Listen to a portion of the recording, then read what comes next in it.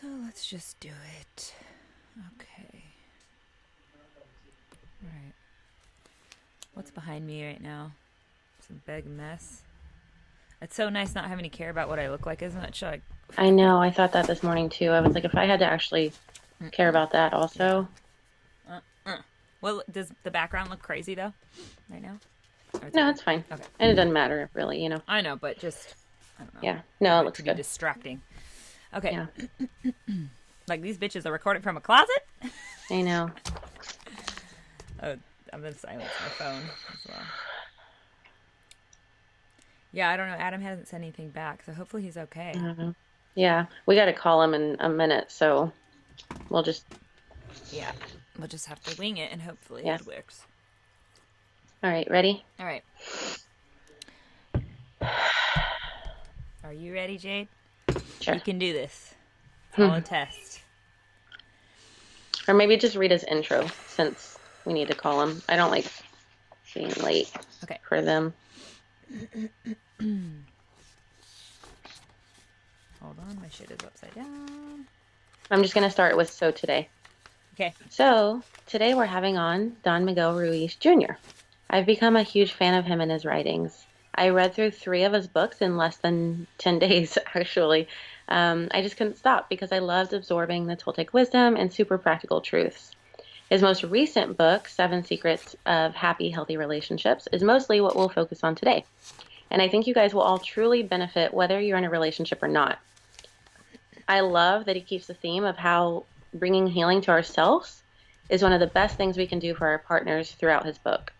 He points out that intimate relationships have the uncanny ability of opening up old wounds that we think are healed and manifesting them in new and unexpected ways. Love in relationships really is a school. True that. I agree with that. And like a school, there will be many, many tests. So I'm glad we're getting to chat with Miguel today since he and his books, especially the most recent one, are like a living cheat sheet, which I've already found very helpful. And of course, we're going to get into all those details, so I won't get into them now. So let's just get into it. So without further Yeah. ado, let me introduce a Toltec warrior and spiritual healer, a dedicated father and husband, and as a Nahal, how do I say it? Nahwal. And as a Nahwal, he helps others to achieve their personal freedom and optimal physical and spiritual health by passing on the tools and wisdom of his family's traditions. Cool. I think that sounds good. Maybe we Nahwal. ask him how to pronounce that if you want. It's Nahwal. It's I actually spelled it phonetically. It's not how it's spelled. It's Oh. spelled like Nadgal or something. So I just didn't read it right when I was reading it. Hmm. It's Hmm. Nahwal. He didn't answer. Okay.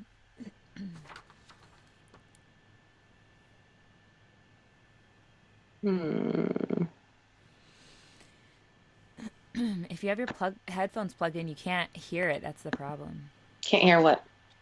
Like if you're not wearing your headphones and you're plugged in, you can't hear the call come in. Oh, Adam just said. He's up for sound check. Mm-hmm. Okay, let's send over ours just so he has them in case he has to say our gain is high or anything like that. Your gain is at 9 o'clock, right? Mm. What's the gain on the other side, right? Yeah, on the back it says gain. Yeah. Let me look. Let me just message him real quick. Okay.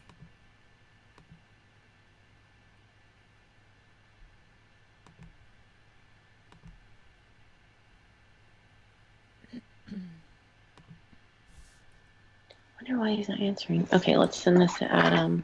Yeah. Give him a couple minutes.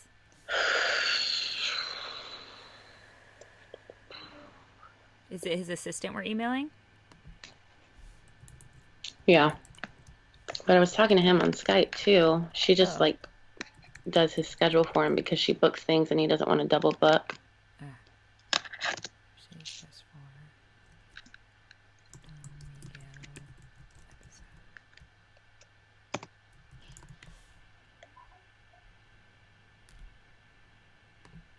It was 11:30 today, right? That's what. Oh, did it save your first file? Or you have to Oh, save I it never now? exported it.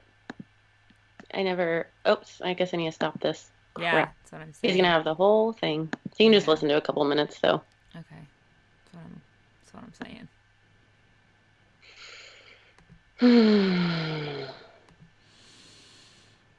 Today's a hard one, huh? Mm-hmm. Get through it. Look at us living our bliss, though, on this side of things. All right, so this is test. Come on.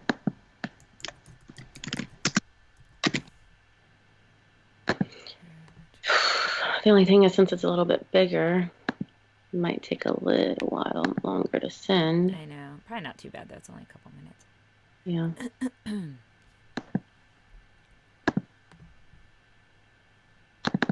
So then we'll probably need to shut down from there. Should we? No, we'll just keep recording from there, right? Just keep recording. Okay, because that'll have that intro in case we want to use any piece of it. Yeah. Okay.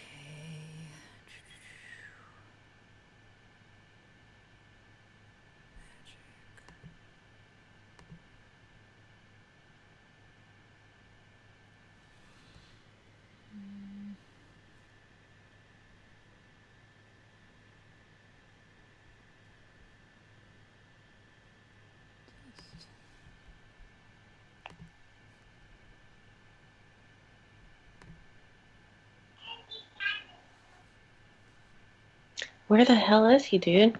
I don't know.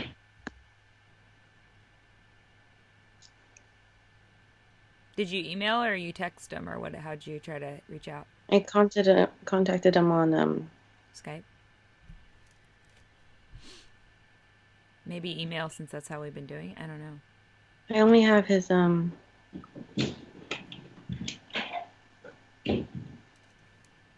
What time zone is he in? I don't know.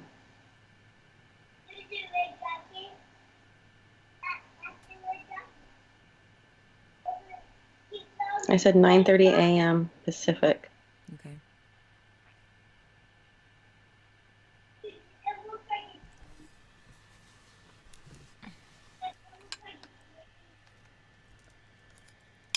Mine just transferred to Adam. Okay.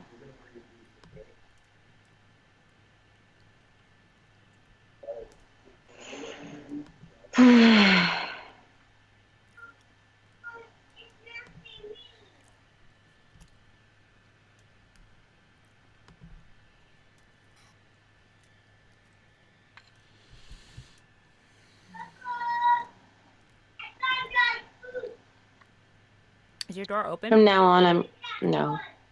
From now on, I'm gonna request a phone number. Yeah.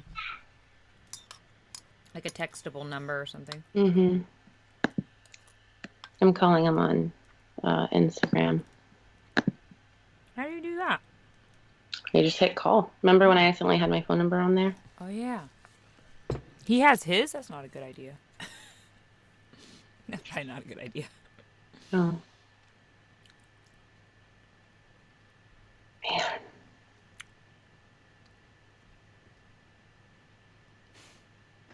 He's not answering this. Shit.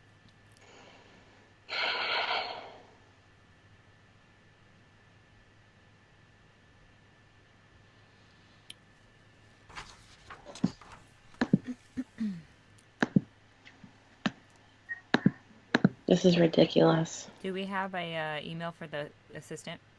Yeah, I already emailed her. I mean, a phone number, sorry. No.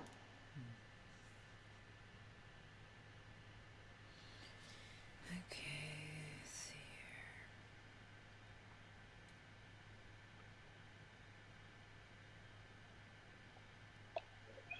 here. Good news is your kids are still home and they're loud, so this would not be great on the recording, so at least the time is ticking for that. I know. He's doing this to piss me off. I guarantee it. Sure.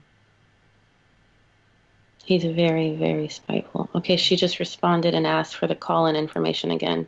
All he needs to do is get on Skype, lady. God, this is annoying.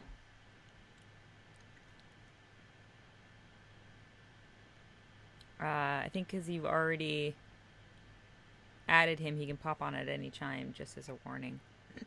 You're not recording on Audacity again yet, right? Mm-mm. Should I stop this recording of the video, you think, and restart? No, just let it go. She said, can you send the instructions for dial-in again? Just want me to forward this email again, or what do you want me to do? Do you have it? Yeah, I have it pulled up.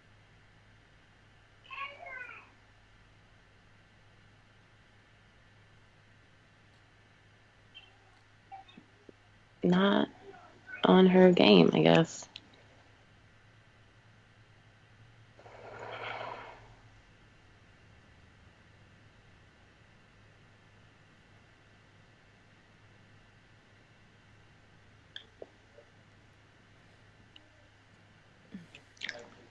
Natalie Ekloff. Mm-hmm. What are you doing? You think you should listen to Papa or not? You think you should listen to Papa? You think you should listen to Papa? Okay. Stop pulling away from me. This is what I'm doing. Don't worry about what you're doing. Stop.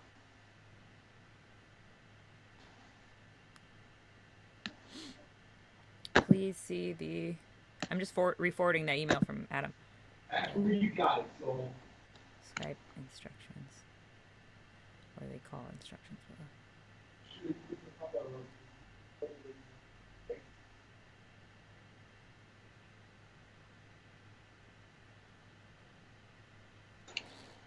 Okay, that's been sent.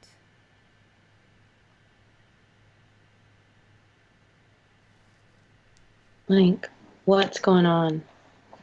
It's only 9 minutes. I know, but the fact that he's not even online, like, it's odd. Yeah. And it makes me think that he hasn't downloaded Audacity.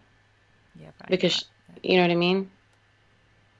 I think people think it's going to be easier because they've done a million podcasts and then they have to go do this Audacity thing. They're like, wait, what? Well, that's their job, especially when you have an assistant. I know. They're getting paid to read the instructions. Like, sure, if it's just you, okay, maybe you didn't read it, but when you have an assistant, like, they're getting paid to do this. Yeah.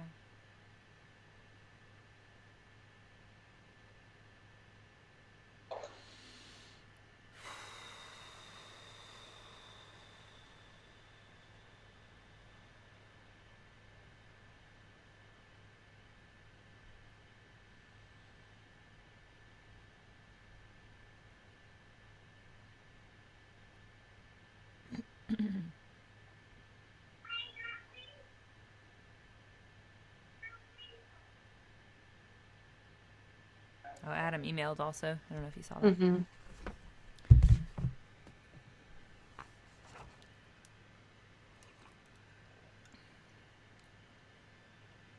My tea tastes fishy today. I don't know why. You want to record some stuff while they figure that out? There's no point with the racket in there. That's true. He knows that I had to hit record at 11:30. Let's just look through the questions that we have for him, maybe just to say them once over again, since we didn't really fully rehearse them. You want to go ahead on the first one. On the first question? Yeah.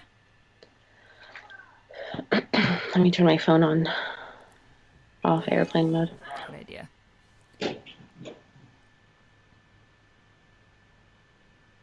We're not recording, so you're not recording, right? Yeah, just to practice it. Well, Adam hasn't even let us know how it sounds, right? Oh, no, he did. Did he? I didn't see it. Oh, text. Yes.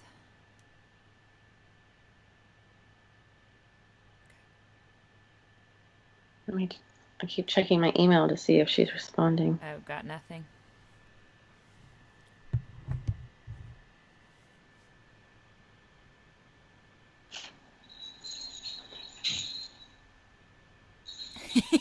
You're all listening to the sound.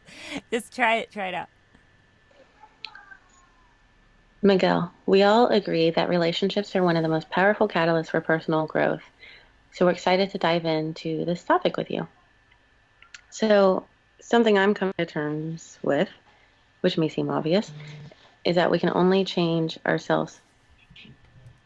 Okay, so What is your Skype she name? just asked if he can call me because he's not receiving any of my calls, is the issue. Okay. Let me see. Skype. I'm just going to say stuff out loud while you're doing that. Okay. So then, what is the difference between loving without conditions and also expecting respect and growth in our partners? And then maybe as a secondary question, since as children, nurture and guidance seems to be a critical part of our growth, keeping in mind what we've already discussed, how does this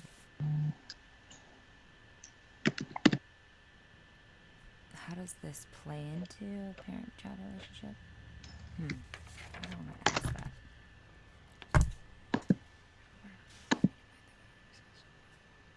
All right, let's try this one. Hello. Hi. Hello. Hi. How you doing? Hi. Good. So sorry for all the confusion. Yeah. Wait. Not only they found me. All All right. Sounds good. I'll let you go. All right. All right. Bye. right. Sorry about that. Skype's been a little weird since they updated their I format. know. It actually made me like make a new account and everything. Yeah.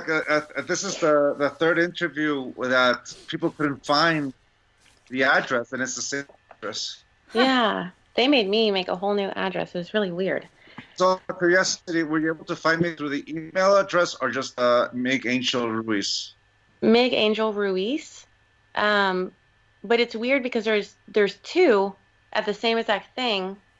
And There's one says live and one just says Don Miguel Ruiz Jr. And I was doing the one that didn't say live, it just said Don Miguel Ruiz Jr. When I hit live, you jumped on right away. So I don't know. so that person may not be me Wow. because I never created a Don Miguel Ruiz Jr. Skype. How weird. So it's Meg Angel Ruiz. So Huh. we might have a duplicate. Yeah. Did you get a chance to download Audacity? Oh, you didn't. Okay. Let's see. And Natalie's been having problems because she's working in Denver. So the emails she just sent it to me right now. So do you want me to? All right. Sorry, I'm looking through the email now. I wonder.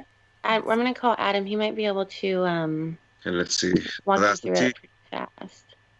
Yeah. Okay, I'm clicking on the link. Mac OS. Okay, click on that. Please note Audacity is only available for Mac. Okay.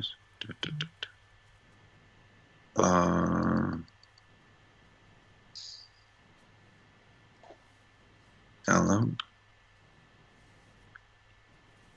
Yeah, if you have the instructions, it takes less than 5 minutes to really do them. So maybe that'll, let's see. You getting Adam on? So, He's not answering. Let's see. okay. Download. Legacy downloads, more information.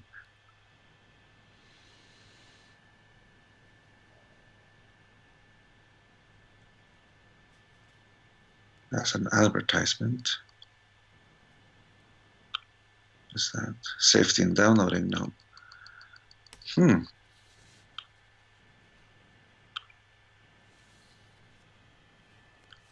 Downloads, please not know that.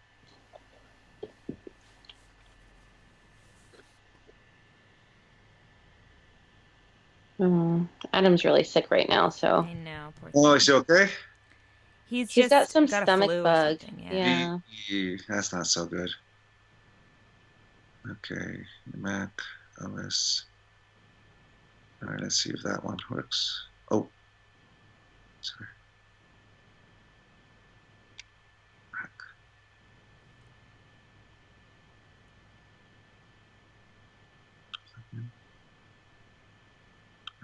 me see. See if that works. It's downloading something. So, how are you doing this morning? Good. So just so you know too, if Skype glitches a little bit, it won't affect the sound because Audacity is what's recording the sound. This is just so we can like see each other and, you know, read each other's cues and all that stuff. Okay, It's so hard when you can't see each other. Yeah, I know. I figure. Yeah. Where are you at? I'm in Reno, Nevada. Oh, okay, cool. Yeah. Mercedes used to live in Vegas. Yeah. Nice. Whereabouts in Vegas? I was in Henderson for a little bit, and then I lived just like, I don't know, 10 minutes behind the airport for the rest of the time there. Yeah, I loved that. I mean, I liked the suburbs of it. I wasn't so much into Vegas.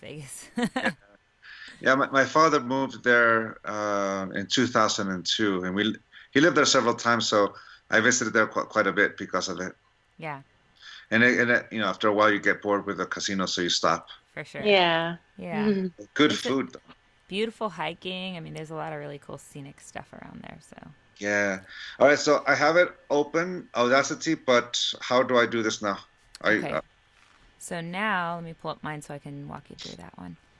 So there should be a red record button. So just record yourself. Once you hit record, it should get the green lights flashing a bit. You have headphones in? Yep. Okay, and they're plugged in all the way into the side. Yes. So. Can you hear me? It's not. We can hear you, but so record it for a minute and say a few words or count to 7 or something like that. Okay. So, how do I stop it? So you stop it with the black square button. And I just hit play. And then you can play it back and make sure you hear yourself there clearly. Okay, I can hear it. Perfect. Okay. So then, does it sound good? I think so. It's up to you. You decide. So I'm gonna record this and then mail it to you. Yeah. So Jade, do you want to do this full sound check, or because Adam's sick, maybe we should just go from there because he can hear himself. So we're probably good. If you think it sounds good and you don't hear an echo, because sometimes if your volume's up too loud, like you can hear our echo and things like that. As long as none of that was going on, then we're good. There's a noise coming from my bathroom, a speaker, low battery. So I'm going to go turn that off really fast. Okay. Yeah, I just double checked and I couldn't hear any of that stuff. Okay, great. So then the next thing you're going to do is go back on Audacity and make sure you hit the red record button again, not the green triangle. Okay, so red button again? Yep, so now you should have that green light flashing. Okay, so you want me to start recording now, or you want me to wait until? You could start recording now. It's fine. They'll match it up. Post. Might as well get it going now. All right. So, this is take 2. All right. Yeah. So it'll just continue on from where we left off. But Adam, our producer, will match it up when he gets it. All right. Sounds good. So you have the green light bouncing. You can tell you're recording on Audacity. Yes. Right? Yes. It's recording. It's picking up the sound waves and voice. Perfect. Okay. And then Jade, make sure you're recording on Audacity also. Yeah, my freaking mouse won't move so that I can shoot. Everything's going crazy today. I need to figure out what's going on with the cosmos. Yeah, yesterday was kind of crazy because we were also having problems with the Skype. So for some reason, we weren't able to solve it. You know, and the same problem you just guys had, which is to find me. I wonder if it's that for some reason is the account. So Jade, when you typed in his account, it was the same name, right? Migan. Yeah. It's just, it happens even when I try to find you, Mercedes. It's just Skype is just weird. Not great, but yeah. Okay, so we're all recording. Mercedes, you're recording video just in case for backup. Yep, got it. Okay, cool. All right. So Miguel, Mercedes will intro you, and then we'll just start. Actually, Jade, maybe you should come off of your piece just because it kind of pulls the two things together to make it a little. Well, I would just start with without further ado.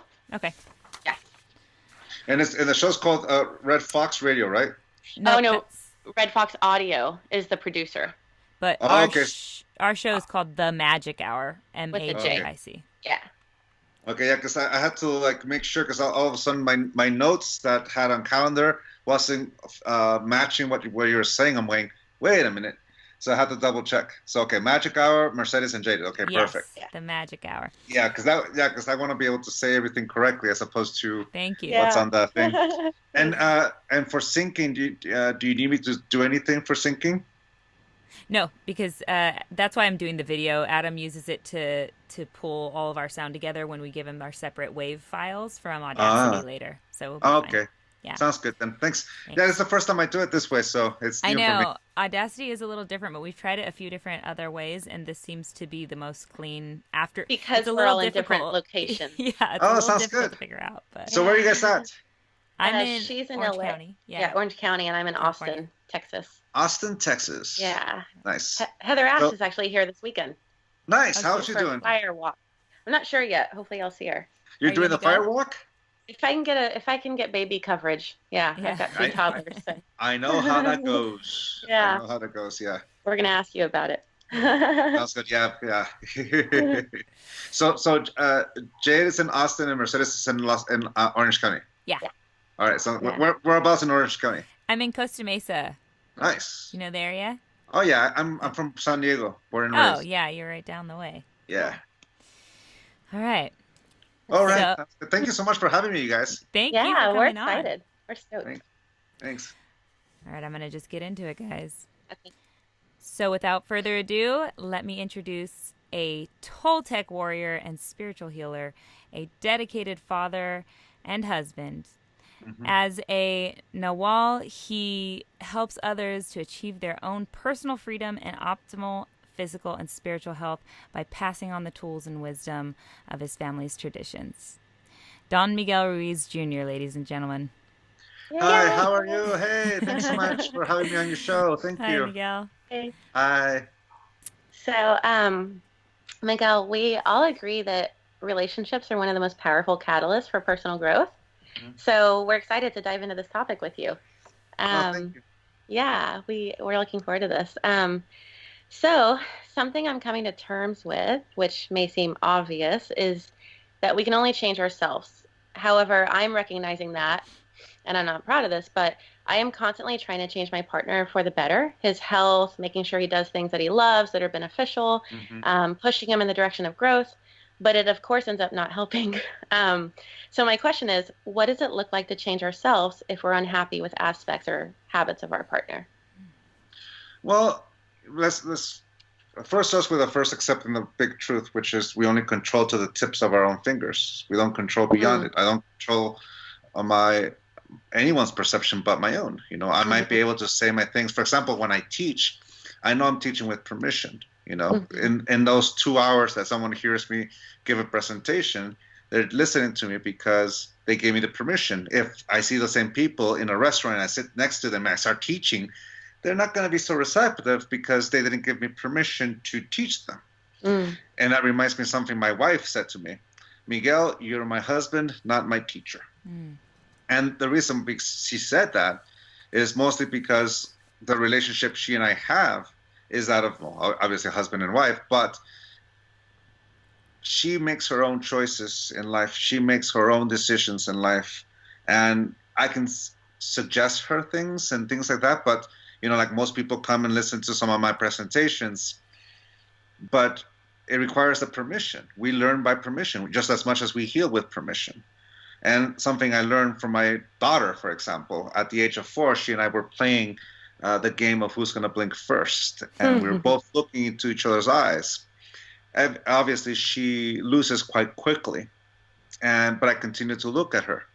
And she says to me, Dad, stop looking at me. And I said, honey, I'm looking at you because you're beautiful. And she says to me, Daddy, no, I'm not. I don't have any makeup on. She's 4 years old. 4 years old. And at that moment, I am tempted to domesticate her to, no, you're my daughter, you love yourself just the way you are. And luckily for me, I was able to recognize the temptation to corrupt such a beautiful sentence as, I love myself just the way I am. You're the daughter of Don Miguel Ruiz Jr. You have to. I was able to pick up on that trigger right away. But I still wanted her to hear that. So you can never underestimate the power of planting a seed. You never know when it's going to blossom. So I said to her, honey, you're beautiful just the way you are. And I left it at that. And of course, for a couple of weeks, I repeated it here and there just in case it landed in part of her mind that, well, since so I want to make sure that it landed in solid ground, on ground that can be fertile for it. And she said to me in one of those times, Daddy, I know I'm beautiful just the way I am, but makeup makes me look prettier. At that point, I was amazed. I was proud of her because she created a counter argument to me. And as a father, I'm very proud of that. You know, my daughter can counter argue me. That's good. But it also taught me the lesson that I don't control her perception. She does. Something that us as a parent is tough. You know, we would love to make the choices for our kids so that way we can keep them clear of any problems that we've learned in our own life. But in reality, they're going to make their own choices. So my job as a parent is to teach them what I know, but it's up to them to listen to what is relevant and what is not relevant. I say this because it's also true with our beloveds. We don't control their perceptions, they do. And that mutual respect for one another is that ability to respect someone else's no as much as their yes. And I don't control them. To impose my will onto them is to live their life for them, to take it personally. And at that point, it's a lack of respect, meaning I don't respect their choices. I don't respect their consequences, even if I think that it should be good for them. Now, that part is essential because it's the thing that allows us to respect someone else's will. So we looked at it on ourselves. In my life, I've discovered that majority of the fights I had with my ex-girlfriends, and certainly to my wife, but by the time I got to my wife, I figured some of those things out. But it was the fights I was having, my parents were having, and I was having them with them. Mm-hmm. An example of something like that. My mother, she comes and visits me, and she spent the summer with me, and she got really, really mad at me. She got mad at me because I was washing the dishes and doing the laundry. She got mad at me for that. Mikey, you should not be doing this, and this is your wife thing. I'm like, Mama, I respect you and I understand, but I don't want to be that kind of a man. I'm not useless. I'm doing this because it has to be done, and it's all hands on deck. We've got 2 kids, my son who has autism at the age of 13, my daughter who's 11, and we are a team. So I was able to, with respect, tell my mom, no, thank you. And I know who I am. And because I'm doing the laundry, I'm doing the dishes, doesn't make me any less of a man. I'm doing this because we are a family, we are a unit, we are a team, and this needs to be done. And it needs to be done now, so I'm doing it. Mind you, when I was younger, I would let my mom dictate, and all of a sudden that would translate to arguing with my girlfriend at the time and say, no, you're supposed to do this, you're supposed to do that, and I'm letting my mom telling me. So I'm actually not even fighting an argument between me and my beloved. I'm letting someone outside of the relationship dictate it. Now, that's a result of my domestication, but at one point in my life, I let it impact me. As I've done the work with throughout time, I'm able to decipher that. I'm able to tell the difference of an opinion, which is what my mom's opinion is of her generation, of her point of view, how she grew up in, her domestication, her conditioning, and that line of respect for myself to say, that works for me and that doesn't work for me. And this time, with awareness, and especially the experience of being a parent, it doesn't work for me. So with respect, I said, no, thank you, Mama. I'm gonna clean, and I'm not that kind of a man. I want to be a man who engages and helps and is engaging, and I'm not useless. Mm. But in my past, it would be a trigger, it would be a wound, and if I let that belief dictate it, then that impacts my relationship. Mm-hmm. Now, that is something that I came to realize on my own. And the realization came from the consequences of the breakups and the arguments and the fights I had with my ex-girlfriends. Mm. And I see it from my ex-girlfriend's point of view, because they were trying to share from that point of view. No, we've got to help each other. Mm-hmm. So it's this part of us, like as the boyfriend, as the male side of this, whatever. That's what I've grew up with. We have our own domestication of how someone domesticates us to be a man or a woman or whatever it is, and whatever role that the gender is supposed to be according to our culture or whatever. And sometimes that impacts us emotionally, intellectually, or energetically, and things like that. In the moment of beginning to heal, is a moment of clarity. A moment of clarity allows us to make those choices in our life. Does this work or it doesn't? You know, a moment of clarity without any action is just a thought that passes in the wind. But a moment of clarity followed by action becomes a pivotal moment in our life. So you can say that from the consequences of my own life, of knowing that the only people who have a say in my relationship is the person I'm in relationship with. But in order for me to even get there, I had to do the work on my own, which is to unlearn my domestication, unlearn my conditioning, all of a sudden respect my mom in this example, and turn to her and says, no, thank you. I don't believe in that. And all of a sudden realizing, looking back on my past, how those beliefs impacted in a negative way my relationship with my ex-girlfriends. And that kind of thing. So that takes work. So when you want to help your partner, understand with compassion that there's two sets of domestication, yours, the one you grew up with, and theirs, the one they grew up with. The ability to work on each other is one, the ability to listen to one another. Me and my wife, we've been together almost 15 years. And at the beginning, you know, we had a culture clash. She grew up in Utah. I grew up in Southern California. We come from two different worlds. And my stepmom, my Mama Gaia, she asked my wife once, how were you able to clear up or heal the culture clash? Because we both grew up from different worlds. And my wife answered it beautifully, because we love each other. And that mutual love for one another allows us to, one, listen to one another, but at the same time, create something together, the willingness to create a whole new culture. And to me, that's the essence, you know, the willingness to see it from someone else's point of view, the willingness to listen allows us the power to say what we have to say with respect. So in helping someone heal, for example, my wife, she says, you're my husband, not my teacher. So how do I teach her then? How do I teach my family tradition to her? Well, she already told me she doesn't give me permission to actually teach, which means that I'm going to live it. I'm going to live what I've learned and put into practice everything I've learned. And when she asks me, I'll answer. You're a living example, essentially. Yeah, exactly. And when she asked me, that means she's given me permission to teach her. And that's really it. That, you know, it's respect, the respect we have for one another. Yeah, I like that. I'm trying to find the balance in all of that. I love, you know, how you teach about putting less attention on what your partner is doing and more on why those actions make us uncomfortable, but also finding the balance of, you know, when it may be an unhealthy habit that like bleeds into the health of the home. So I'm trying to find the balance there, but I love all of that. Go ahead, Mercy.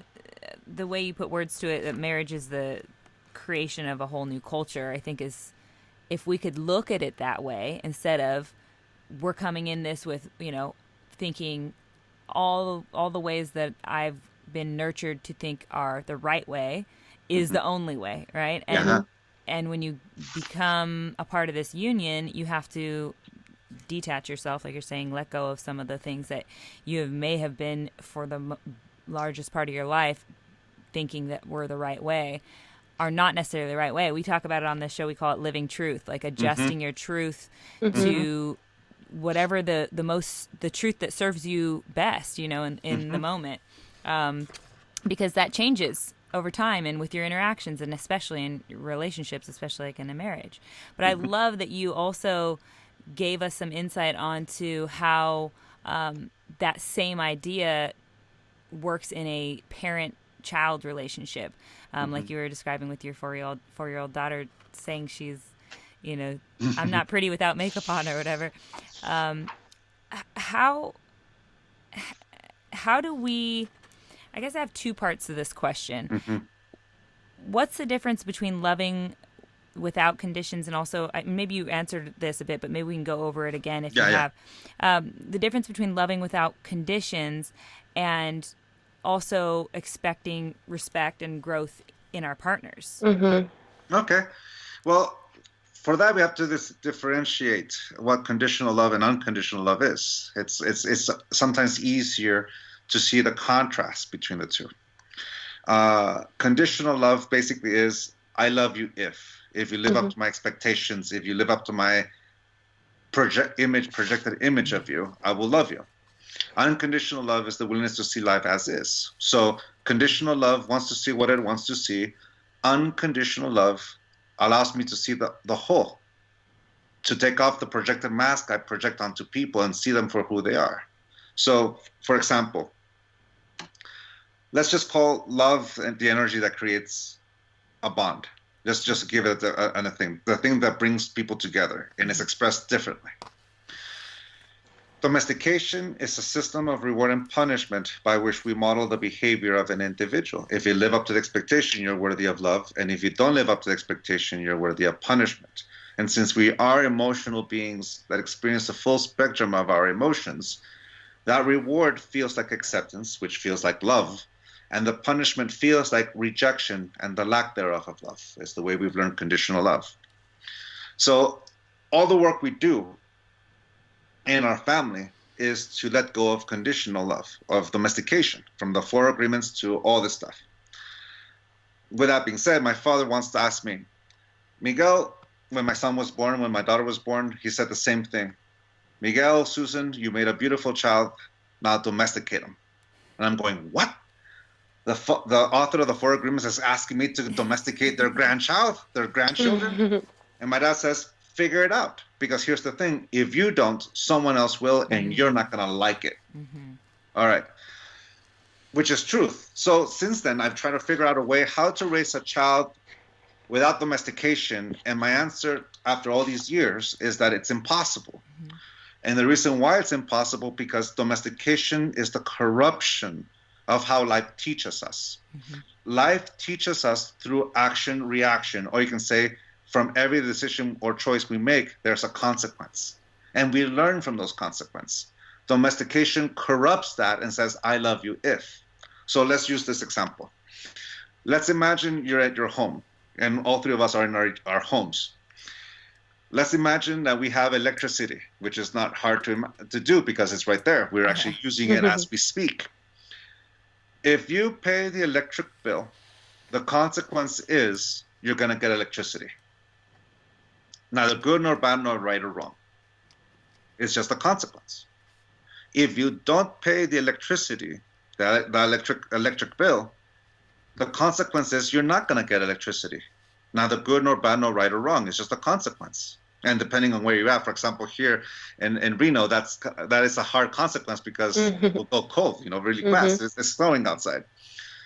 So it's not good nor bad nor right or wrong. If this month you only had money to make a choice between paying for food or paying for electricity, food wins. And if you want to be able to afford both, then you come up with a solution that allows you to afford both. That's action reaction. That's how life teaches us. Domestication corrupts it in this way.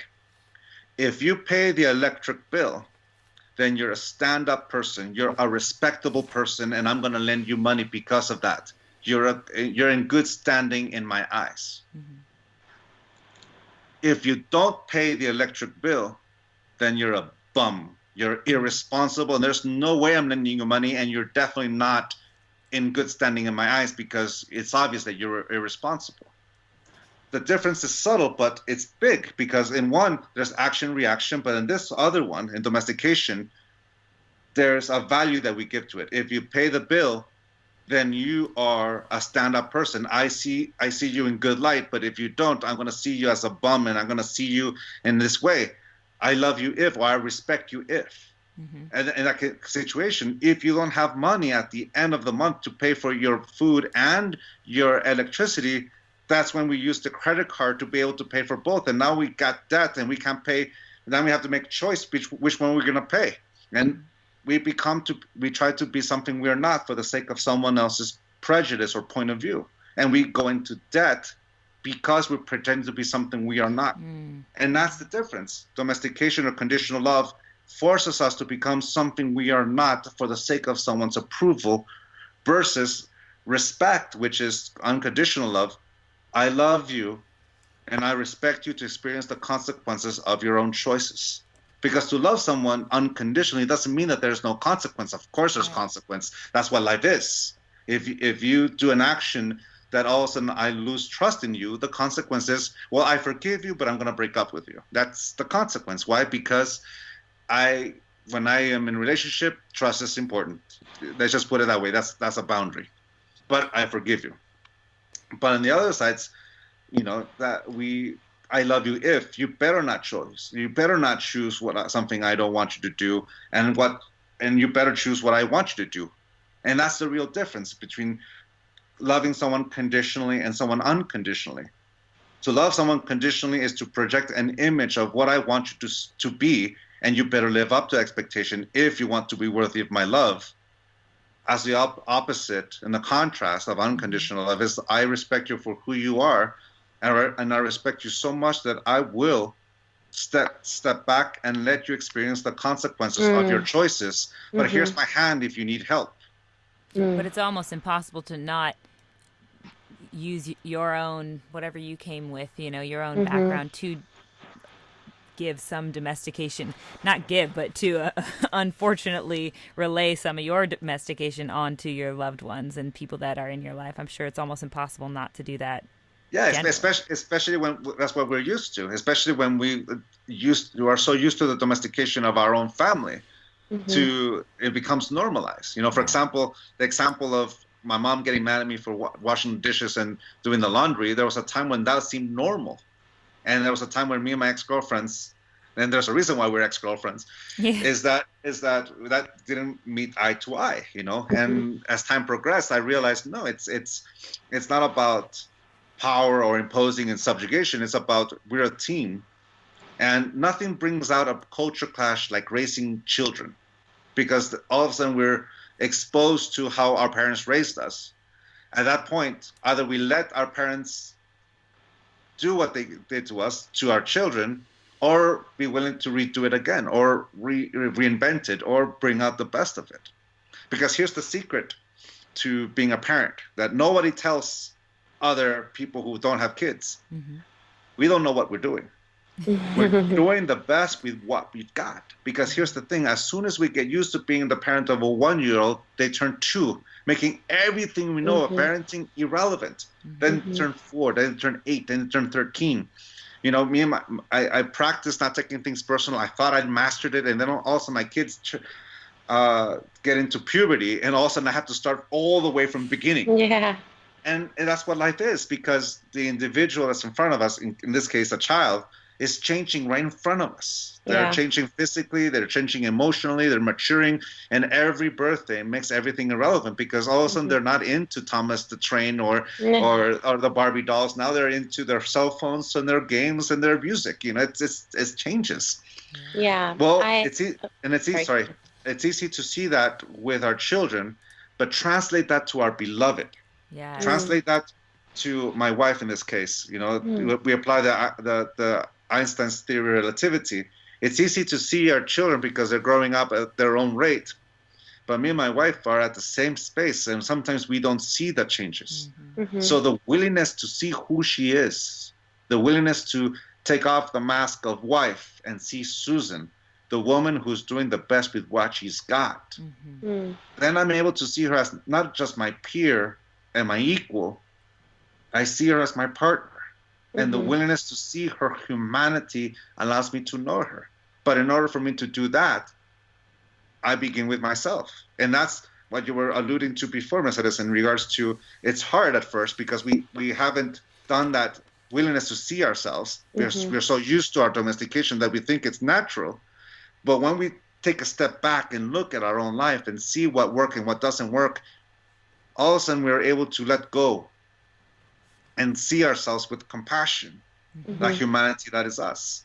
And that's when the work really begins. I can't give what I do not have. Sorry, now, okay. No, that's good. Thank you. And you speaking to that also, you have pointed out that staying in an abusive relationship is willingness to be a victim. And I realized while reading that I do play the victim in my relationships because, like you said, about taking things personally, I take things personally when their behavior has nothing to do with me. Um, and it's just such a hard habit to break. How how do I separate myself from that toxic pattern?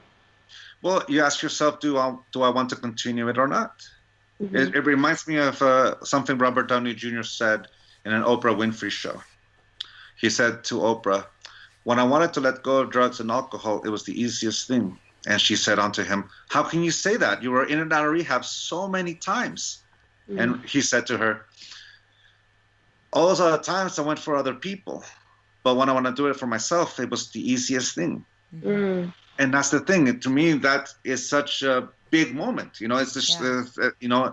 as a drug addict or alcoholic, they go to somewhere, and the very first step is to accept the truth. Hello, my name is so and so, and I'm an alcoholic or drug addict. Well, in my case, hello, my name is Don Miguel Ruiz Jr., and I do take things personal. I do make assumptions. Sometimes I'm not impeccable with my words. Sometimes Mm. I am not skeptical at all. I buy hook, line, and sinker, and sometimes I don't do my best. Just ask my wife. She's my witness. It's the moment where we're willing to see ourselves as we are, not to pretend to be something we are not, or not. We look at it, we accept it. Like you said, if I accept that I'm the victim, that it's the truth. I'm the victim. At that point, it allows you the one wonderful opportunity to answer the question: do I want to continue doing this or not? Because if you want to continue it, by all means, continue. If that's what makes Mhm. you feel good, or what it's the way you've known. But if it realized that, you know what, it's taking away my power, it's making me feel unhappy, and it really hasn't changed, it's just a cycle, I'm going to change it. The beautiful thing about that is that nobody else gets to answer that, how do you want to change it, but you. 7.5 billion people out there, everyone with an opinion, and the only one that matters is yours. So it Mm. starts with that moment of clarity, which is the moment where you're honest with yourself. This is what I've been doing. And also ask yourself, is this the truth or not? For example, is it the truth that I am less of a man if I wash the dishes and do the laundry? The answer is no. Mm. What I made me agree. think, yeah, what made me think that before? My mom, my culture, whatever. Do I let that continue to impact me? No, I've chosen not to. I still respect her point of view, and I respect that's the way it is, and realize that who I am as a man, well, there's 7.5 billion ways of looking who I'm at, what a man is. So I'm going to be the man that I'm proud of being. That's what defines me. Mm. In that moment, the ability to give scrutiny to our beliefs, to ask ourselves, is that still truth for me or not? And in that compassion, my mom always only saying what she learned when she was growing up in Mexico in the 1950s and 60s. And that's what she's learned. To success or not, it doesn't matter, but it doesn't work for me. We can Sure. do the same thing with ourselves. Mm-hmm. How did you learn to be the victim? How did you learn? Because sometimes when imposing and subjugation, in our domestication, there's always a tyrant or a judge and a victim that subjugates someone. The way to control someone else's will is to make them forget that they have a choice. And here's the thing between couples: every relationship exists for as long as we both say yes. As soon as one changes that yes into a no or no to a yes, it ceases to exist. So it only exists for as long as we both say no. So when I ask couples who ask for my advice about relationships, I ask them, do you guys want to stay together? If they both say yes, the rest is easy because that love is the motivator. Mm-hmm. If they both say no, that's also easy because they're both being honest. But if one says yes and the other one says no, that's a little tough because you're trying to convince someone to change that yes into a no or no to a yes. Right. So the thing about it is, in a relationship, here's a truth: every relationship ends, either by life, by choice, or by death. Mm-hmm. But it ends. If we accept the fact that it ends, just like we accept that we are one day going to die, are we going to waste our time worrying about that moment that's going to come, or we're going to enjoy this moment that life is saying yes to me? It's just like a relationship. If every relationship is going to end, am I going to worry about the end of that relationship, or I'm going to enjoy the moment we're both saying yes? Right. And here's the thing, whoever's afraid of the no, whoever's afraid of loss, is the one that's going to domesticate the other person, or is the one that's going to be subjugated. Yeah. The person who doesn't want the person to realize that that relationship, it only exists for as long as they say yes, then you want to make them forget that they have a choice to say no. So you impose their will onto them, and that's how makes you a tyrant. That's how someone becomes abusive to someone. They want to subjugate their will so that they'll never leave me. The opposite is also truth on the other end. If I'm afraid of the goodbye, then I'll do anything you want. Please do this and do that. And I subjugate my will, and I give away the power of my own yes and my own no, of my own free will. That's what that is. Then I've subjugated myself. And I'm doing that because I'm afraid to be alone. And whatever that means, that I'm a loser, if I'm alone, that I'm unlovable, and whatever domestication came with being someone who's not with someone. And that's where we give scrutiny. Where does it come from? Is it truth or not? Because the moment we're able to accept the fact that every relationship ends, it allows us to enjoy this moment. And here's the beautiful thing about the moment I lose the fear of saying goodbye, it allows me to lose the fear of saying hello. It allows me to lose the fear of living my life. So if we're used to being a victim, or we're used to being a tyrant, it's because somewhere in our domestication, someone taught us, like Dean Martin says, you're nobody till somebody loves you. You're nobody till somebody cares. If you believe that line and you really internalize it, then that little line is going to wreak havoc on your life. Oh, scary for sure. Because it says, well, you're nobody. If no one loves you, you're nobody. You're not. We're attached to that idea of if we're abandoned, then we're worthless, or if we're abandoned, then life is meaningless. And exactly. Instead of it being attached, being in love with ourselves essentially, and not feeling like we need so much external things, people, everything that comes in our lives. And that's why in the book we started with the first secret of commitment, the commitment to ourselves, because we're the constant in every relationship. If I have nothing but conditional love for myself, then I've got nothing but conditional love to give to everyone. But if I begin to heal, if I do the work, then I'm able to share that with everyone. And that's the difference. I share it, So to unlearn, it's to see love from point of view of abundance. And the abundance is I am the source of my love. Just as much as I'm the force that gives life to my body, that gives life to my mind, I'm also the force that gives life to my love. My love exists because I exist. Right. And that's beautiful. And realizing that when I love someone, it's all because I want to share it. If the three women in my life, my daughter, my mom, and my wife, I love all three of them, and all three of them bring out a totally different element of me. But if I have nothing but conditional love to give, then I'm going to tell my daughter, you will love yourself just the way you are, and you'll never wear makeup. Mama, no, you do the way I think you should do. And Susan, Lovey, read the 4 agreements. Right. And we're domesticating. We're turning the 4 agreements into the 4 conditions of our personal freedom. It's the way we corrupt all these things. We can corrupt yoga. We can corrupt spirituality. We can corrupt the most beautiful things about life without us even knowing. In the way we turn the 4 agreements into the 4 conditions. So in conditional love, if you want to share unconditional love, going back to the question, here's the circle, is recognizing in ourselves, what are the things that make me forsake myself? What makes me pretend to be something I am not? For like Eleanor Roosevelt said, no one can make me feel inferior without my consent. Okay, what have I given consent to? And how do I give consent? By believing it. So I forgive myself for ever saying yes to conditional love in the first place, and that's the way we heal.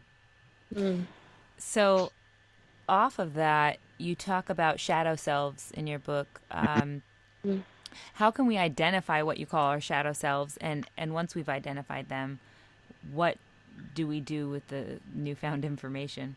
Well, that shadow self is a way we describe the model by which we domesticate ourselves. Mm-hmm. We create an image by which we domesticate ourselves with. For example, for me, it's easy. Don Miguel Ruiz Jr. That guy doesn't exist. He exists in, well, in my writings, in the work, whatever. But the shadow self will do this. If you want to be worthy of love, you have to be perfect, completely free of any flaw. That means I don't take things personal. I don't make assumptions. I always do my best. But if I forget the other one, oh no, how can I call myself Don Miguel Ruiz Jr.? And there's the domestication of not living up to that image of Don Miguel Ruiz Jr., who is perfect, who doesn't take things personal, doesn't make assumptions, is impeccable with his word. And if he forgets the fourth one, then there's castigation, there's hell to pay. Judging myself with my own judgments. You can call that a model by which we domesticate ourselves. And ego it's easier to understand ego as a function rather than a concept. The function of ego is to keep that illusion alive, to maintain that image of that I project and try to live up to it continuously and protect it. Oh, I didn't mean to forget that fourth agreement. I was just trying to show you and all that kind of thing. Yes, I'm still Don Miguel Ruiz Jr. and I'm living up to. That's the example. Now, I just used this example of the shadow self that's similar, but there are much more difficult ones. Like, for example, of a Mexican American as a father, as a husband, as an author, as a best friend, as a soccer player, as a marathoner and half marathoner. It's like if I create a shadow self, that the only way I can love myself is if I qualify for Boston every time I run a marathon. Then I'm gonna castigate myself for coming short. And believe me, I just ran a marathon this past Sunday, and I ran it at 5 hours and 15 minutes, really short of a Boston qualifier. But if I really give power to my shadow self, I wouldn't have enjoyed any of it. I wouldn't have enjoyed the training. I wouldn't have enjoyed that Sunday morning run. I wouldn't enjoy anything, because the only thing I can focus on is punishing myself for being a failure. Now, mind you, I was very happy with what I did. I enjoyed that morning run. I enjoyed running at 5 hours and 15 minutes. For me, that's a personal best. I enjoyed it. I went to eat pizza with some friends, and that guy there, I told him my time. Oh, you need to get faster. You do this. And he was beating himself up because he ran the marathon in 3 hours and 40 minutes. And he was beating himself up because he missed the mark by a good 15 or 20 minutes. For me, I was like, wow, that's an awesome time, man. Congratulations. That's great. But he couldn't see it because he couldn't see the greatness of the achievement he did. 3 hours and 40 minutes, a marathon. Oh, wow, that's incredible. But he only can compare it to what he should be. That one thing that at marathon after marathon that he's done, he's only been able to achieve once. And he can't make it back, and he's beating himself up to it. That's a shadow self. And it's the thing we forsake ourselves with. It's the thing that doesn't allow us to enjoy life. So in relationships, the biggest fights we have is who's going to domesticate who. Whose image of love is going to win out. The willingness to see ourselves, to enjoy our own journey. Because for me, running a marathon is not just that Sunday morning. It's the whole 18 weeks prior to it that you get prepared and all that. It's the whole journey. And that Sunday is just that one day where we let loose. Because when we train to a certain point, but we don't want to hurt ourselves, so we hold back. But then on that Sunday, we let it all loose. We let it all out. Let's see what I'm able to do and enjoy it. It's that's being me. Yeah. Enjoying being me. And even if I had not gotten a PR, if I've run a 5 hours and 30-minute run, I tell you, I still would have enjoyed it because I enjoyed it every time prior I did. I ran my very first marathon. Sorry, my second marathon was in 6 hours and 20 minutes, and I loved every minute. I was so happy with myself when I crossed that line because I did it. and I Mm. enjoyed it. And that was, Yeah. and that's it. So maybe just, I don't know, I'm taking a moment to absorb all that. You've got so much knowledge for us to absorb all at once. Yeah. And I love that the way you articulate that the idea of letting go of these domestications that we've built up along our lifetimes, or doing the hard work of seeking them out in the first place, and then doing the work of trying to let them go or adjust them to work for us. The way that you articulate it makes it's a new perspective for me to see it as something that can be beautiful. Like the seeking out, doing the hard work of finding where your domestications lie, like where you've built these places in yourself that are just beliefs that come from, your own personal background, and then doing the work to decide if they work for you or not and releasing them.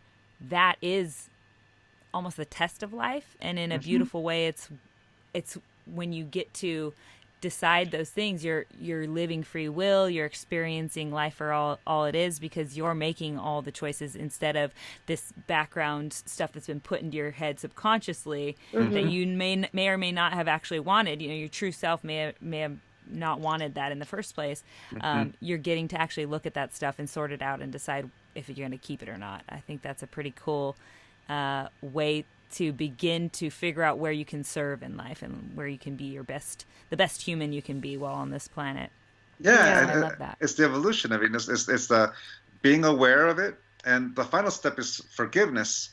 But the middle part is getting to know your triggers, which is basically getting to know yourself, getting to know you. That's the beautiful thing about this work, is the willingness to get to rediscover yourself. What makes you happy? What doesn't make you happy? What triggers you to domesticate yourself? What triggers you to domesticate other people? What triggers you to judge someone? What triggers, in discovering your triggers, is basically getting to know yourself all over again. What do you like? What you don't like? And from that point of view, like I said before, you can't give what you do not have. Yeah. Is that once you get to know and allow yourself to get to know yourself, you get to know the person in front of you. But that all requires the willingness to give yourself permission to heal. Because, personal transformation could be so easy if we were all robots devoid of any emotions. All we would need is just logic. But we're not robots. We're human beings with a full spectrum of every emotion we experience. And that sometimes makes it complicated. What I love about my emotions is that, to me, they're my telltale signs. They're my alarm. That kind of like if a car alarm, if you set up the car alarm and someone touches the car will go off. Well, my emotional reactions are like car alarms. They're triggered by a belief, by a wound, by a condition. It's my wounds allow me, my emotional reactions allow me to discover wounds that are buried so deep in my subconscious. But now that they're exposed, I'm actually able to process it. Yeah. And the beautiful thing about that is the person who benefits besides yourself is your partner, your beloved. Because all of a sudden those old wounds are no longer infecting in your current relationship. Yeah. I think it's interesting, though, with triggers, how in your relationships, a lot of us date the same people over and over. And in relationships, the triggers can be the same. But say in my old relationships, because you talk about different reactions of conflict. And I know, like, in my old relationships, when there would be any form of yelling or any type of abuse, verbal abuse, whatever, breaking things, in my old relationships, my number one reaction due to my severe past trauma would be the freezing response. I would just go numb. I would disassociate, and I was robotic. Like, I didn't feel anything. It's like I was floating above my body watching the scene happen. That's been every relationship that I've been in up until the relationship I'm in now. Whenever there's conflict, I sob. It's the same exact trigger, the same exact behavior that triggered my reaction, but it's the first time that it's been different. It's really interesting. That's very cool, because it shows that you have trust in your beloved to do that.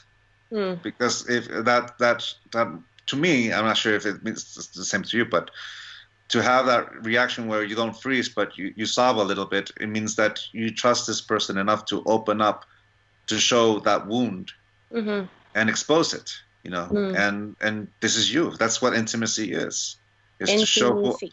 intimacy, yeah, is Yeah. to be able to open up and show who I really am in front of someone. Yeah.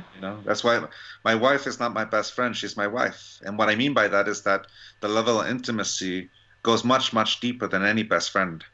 Mm-hmm. It's the person who I open up with. And sometimes when we open up, wounds will get exposed, beliefs will get exposed, things will get exposed. Mm-hmm. And the thing that separates us from just simply dating to a committed relationship or to the relationship we have is that the willingness to work it out, the willingness Mm-hmm. to go together. Because if you're just simply dating, that right there is the end of it.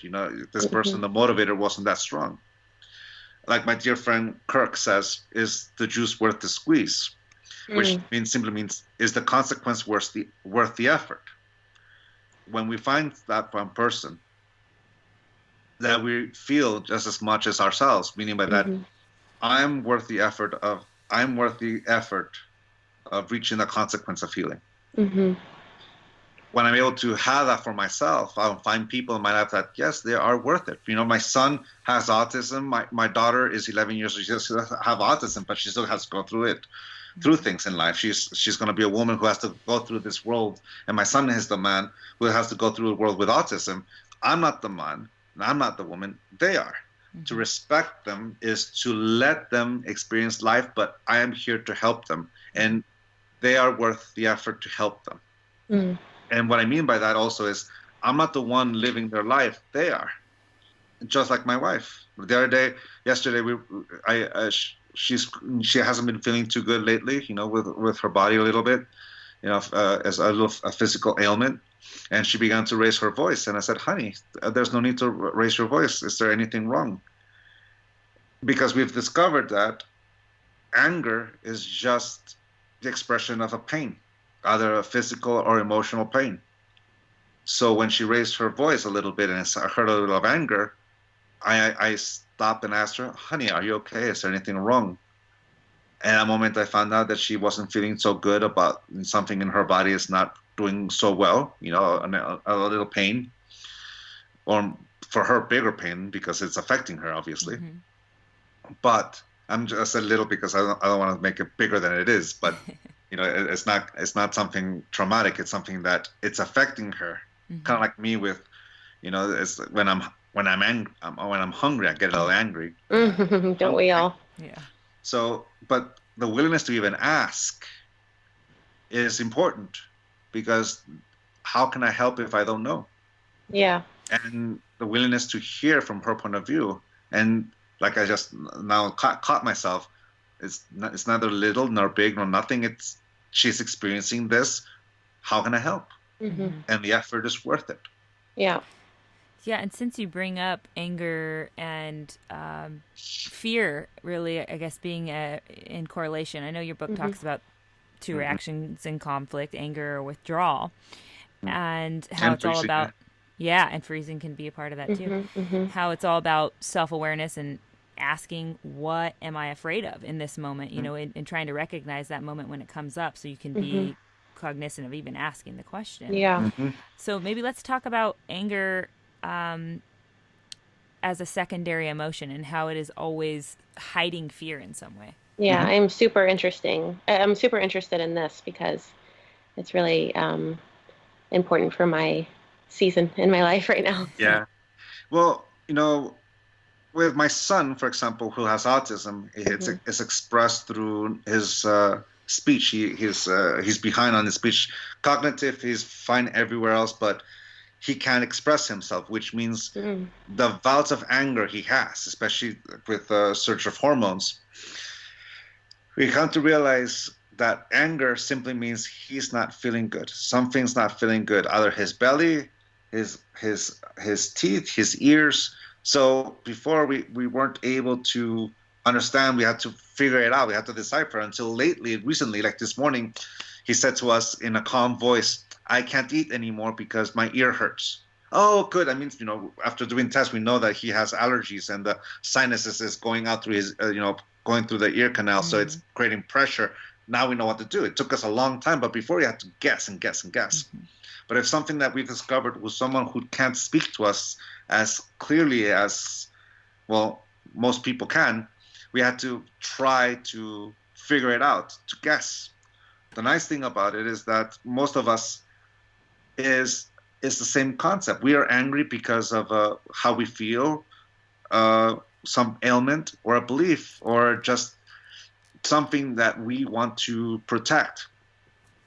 Anger is a way we protect ourselves. It's one of the reactions we have to fear. Fear either makes us fight, freeze, or flee. Now, fear, natural fear is something quite natural. And what I mean by that, obviously, is redundant there, but fear protects us. Fear is there to protect us when we have a danger in front of us, like a rattlesnake or someone with a gun. It'll allow us to secrete a certain hormones like adrenaline and other things that allows us to survive a moment. That if we have that, anger will allow us to feel the pain less and we're able to confront, or make us run as fast as we can, or we freeze. And so with anger, it's just the way we protect. It's the way we protect who we are, what we are, and it's the thing sometimes we use to protect our domestication. Like that part of me of that believe my mom, like, well, I'm not a man if I do the laundry or the dishes. My wife has to do that, and protect that, because a belief only exists for as long as you believe it. As soon as you cease to believe it, it ceases to exist. The truth exists with or without you. With that being said, fear, if you look at it as a symptom or as the car alarm, it'll express through the anger. So when there's anger, this person is not feeling so good. Something in them is hurting. It could be emotional, it could be physical, it could be spiritual, whatever it is. The individual, we have to figure it out. Luckily, with Alejandro, with my son, we've learned how to communicate to the point where he doesn't have to throw fits of rage. He can actually tell us. And when he tells us, we're able to help him. That's what anger does. Yeah. Fear, in the way of freezing, is the moment we no longer trust ourselves to say yes and no to something. We fear the consequence so much that we choose not to make a choice, hoping that will survive, like a deer in headlights. Yeah, that's true. I am. Sorry, go ahead. Sorry, go for it. Go for it. So so when I was a kid, I was left a couple times in a very scary situation, in an abandoning situation. One time I was left just in a field. I was like only 3 or 4, and I was just left in a field there. And I remember it. I remember the feelings very vividly. And it's interesting, in my past relationships that I said I had the freezing response. It was the exact same feelings when conflict hit. You said you don't trust yourself to say yes or no. It was that, but it was also that I was feeling abandoned in the moment, like they're about to abandon me. And I went back to that little girl in the field, and it's like I just I disassociated, It was like a fear of abandonment. So it's interesting to pinpoint it with fear.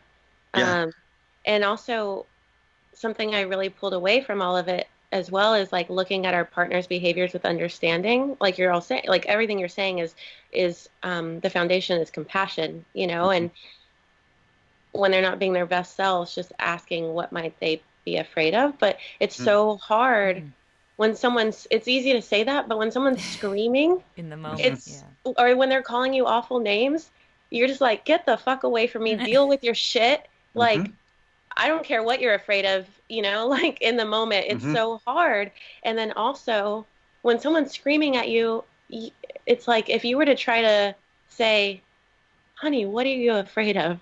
It's not well received, so it's such a hard thing to put into practice. No, I understand. Yeah. It took us a while to teach our son, like, oh, you need some time to fix yourself. Okay, take a break.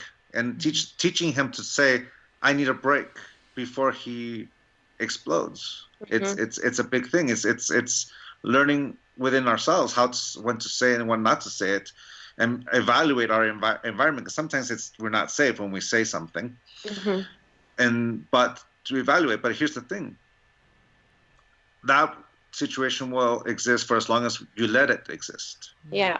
And with our son as well as with myself, because when I was younger, I also flew off the handle. I had to learn that consequences have consequences. Those actions have consequences that I don't want to experience. So with fear, it's giving yourself time to heal, and it starts with being honest with yourself the way you just did. It's a moment of what we know as a moment of clarity. In that moment of clarity, the first step you take is to accept it and give yourself time.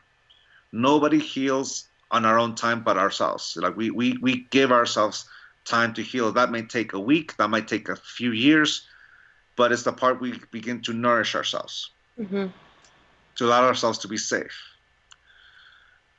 But if we stay in that safe zone, then all we're doing is fleeing. Eventually, we're going to have to respect ourselves to say yes and no to things in life. How long are we willing to stay in this relationship? And if we do want to stay in this relationship, what needs to change? And trust our voice again. Do you have specific tools to enact that practice? Well, you can say first is to respect fear. The first thing to do for me, I like that, is to respect fear again, because we can abuse fear the same way we abuse alcohol and drugs. The example of that is, if you want, like I said before, a real fear, if I have a rattlesnake or a gun in front of us, we will react, and that's natural. That's perfectly natural. When we're in danger, that emotional fear reaction is natural. Right. If we go, for example, see a horror movie, Jason movie, or well, back in the day when we were young, it's a Poltergeist or Blair Witch Project. I'm dating myself here, but that's when I'm going through movies that scared me back in the day. There's no present danger. There's no snake. There's no real Jason in front of me, or Freddy Krueger, or whatever. It's just a projection, but the body still feels that fear. I still feel it. That's why we go see a horror movie. We're in a safe environment that allows us to experience that adrenaline, even though we're not in real threat. Right. Here's the thing. Our mind is more powerful than any movie projector, because we can project onto the world, onto the future, all the what ifs. What if this happened? What if this happened? And we can always go to the most negative, most scariest story, and it'll feed our anxiety. That's what anxiety is. We fill in the what ifs with the worst possible scenario, and we think that's going to happen, and we shy away from it. We let fear impact us, or all the what ifs about the past.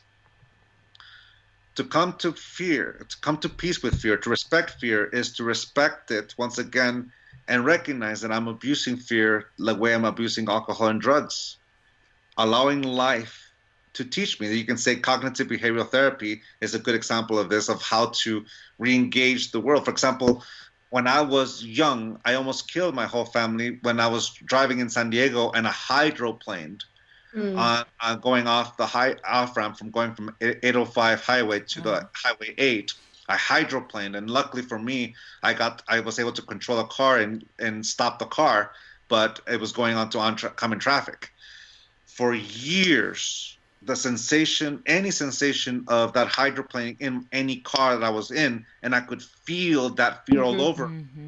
So I had to slowly, gradually expose myself little by little and realize I'm safe, to the point where now I live in Reno, and right now, as I look at the window, there's snow. So I've learned to drive in ice. With that trauma, with that fear that I still feel sometimes, when I feel a little bit of that movement, I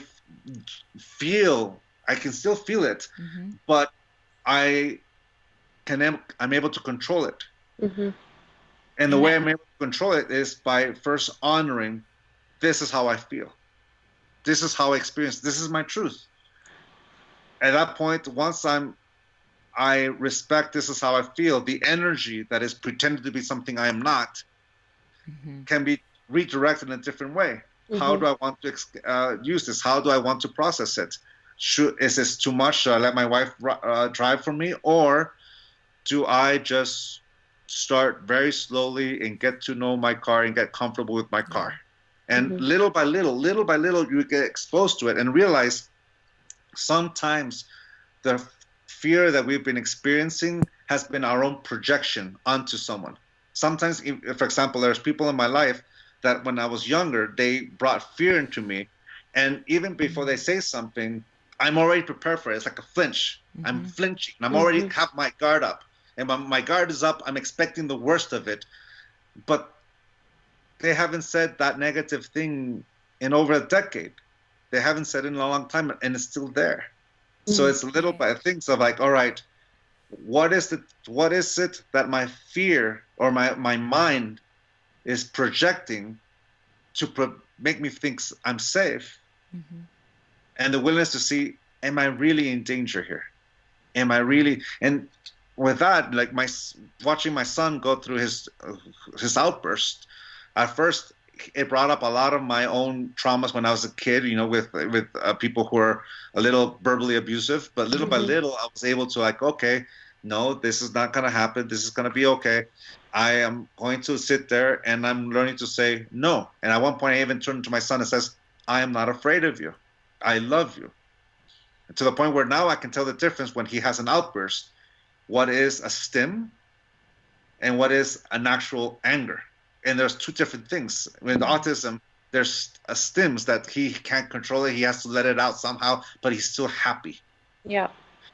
The other one is he's in anger, he's in rage, and he has to go up. We tell him, go upstairs and don't come down until you are controlled.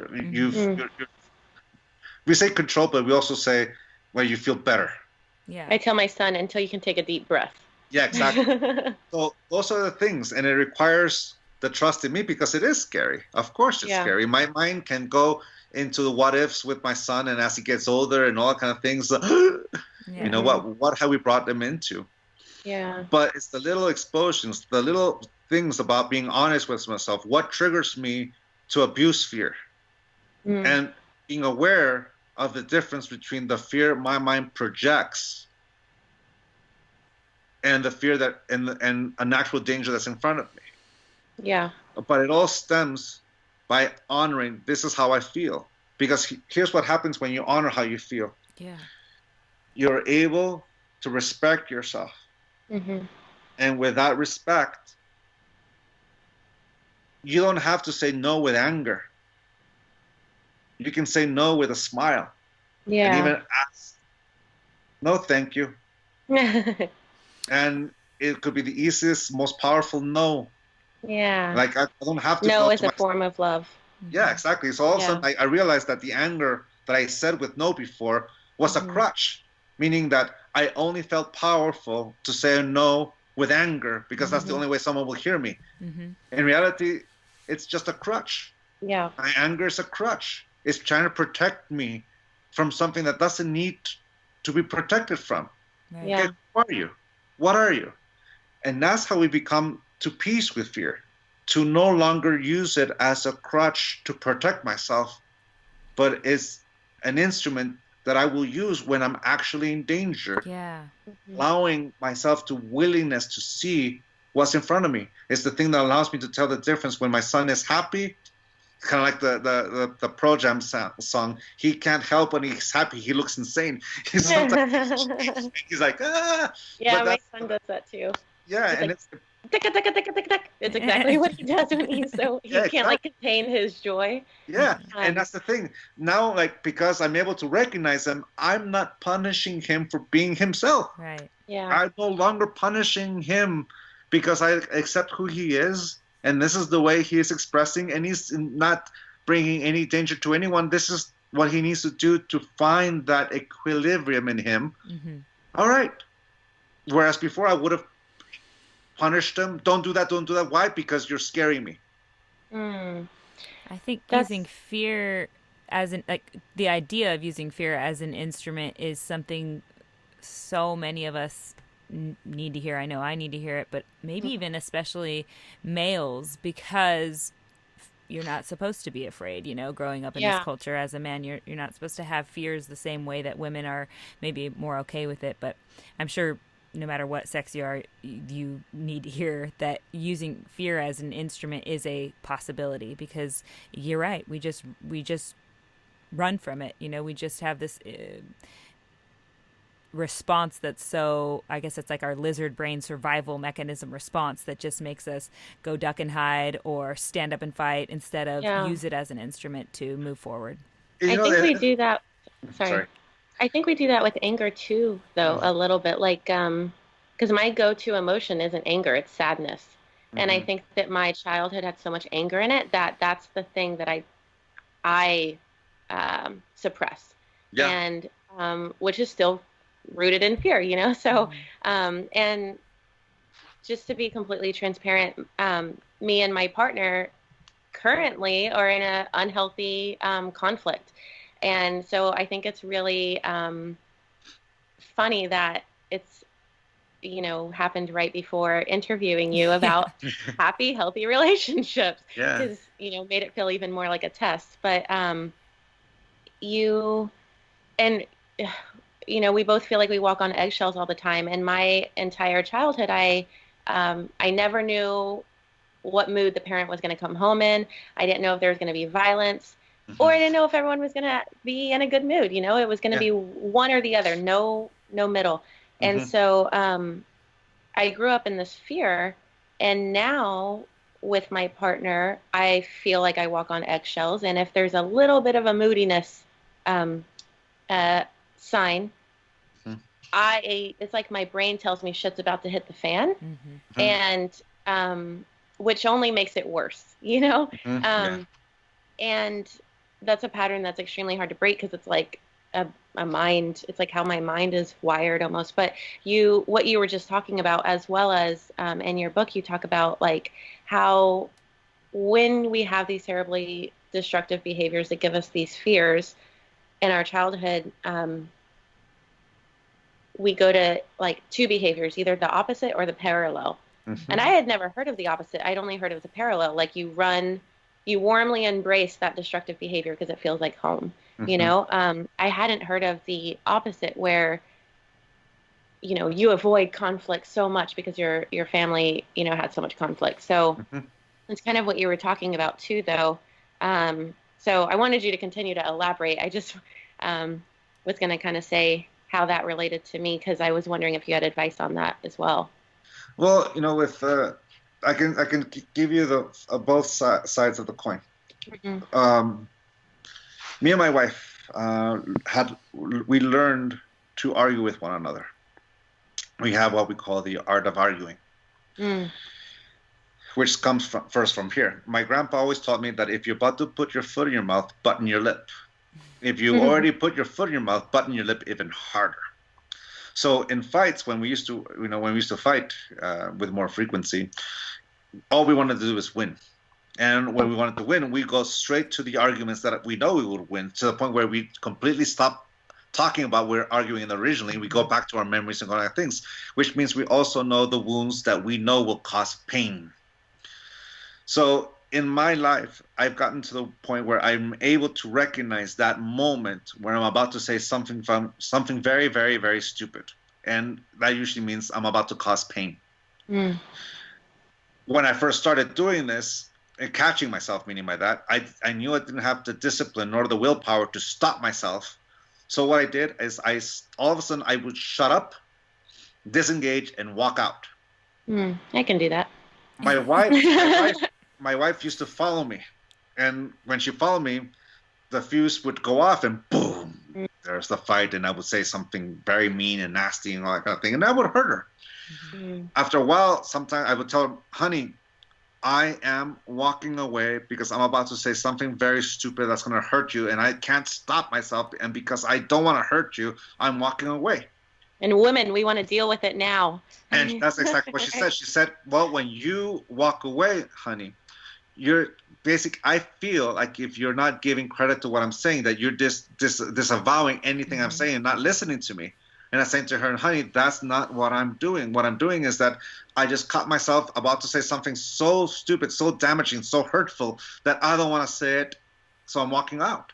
So he said, okay, I hear what you're saying, but this is how I feel. And I said, no, that's not what I was trying to say. I don't want to discredit what you're saying. So he said, fine, let's come up with this. When you walk out, I'm not going to follow you. But when you feel better, when you feel like you've diffused that emotion, come back and re-engaged. And often when we did re-engage, something incredible happened. We were able to listen to one another again. Because when we have the emotional reaction, the first thing that happens is, I'm not listening to you. It's part of our defenses to not listen. Because I don't want to lose or I don't want to get hurt. I stop listening.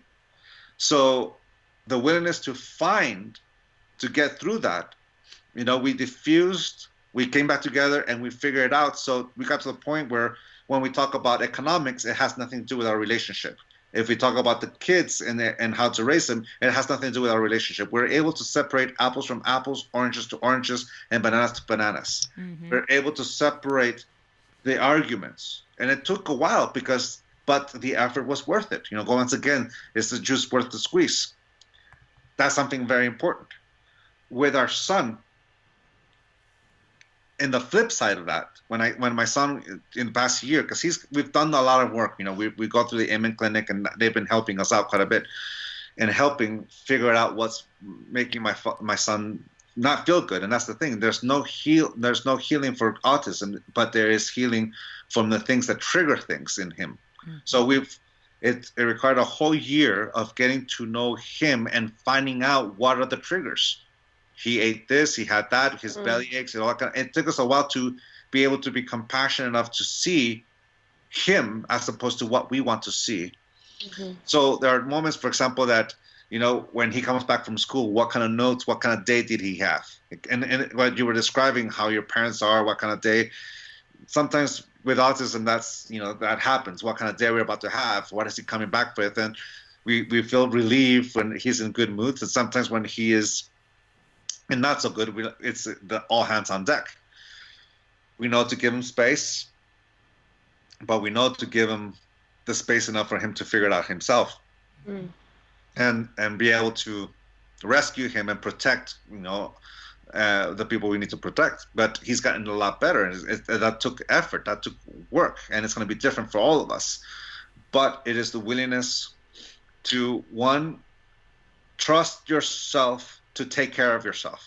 Know your boundaries. That's something we talk about in the book. What I love from Samantha Jones, what are my deal breakers? Samantha Jones from Sex and the City.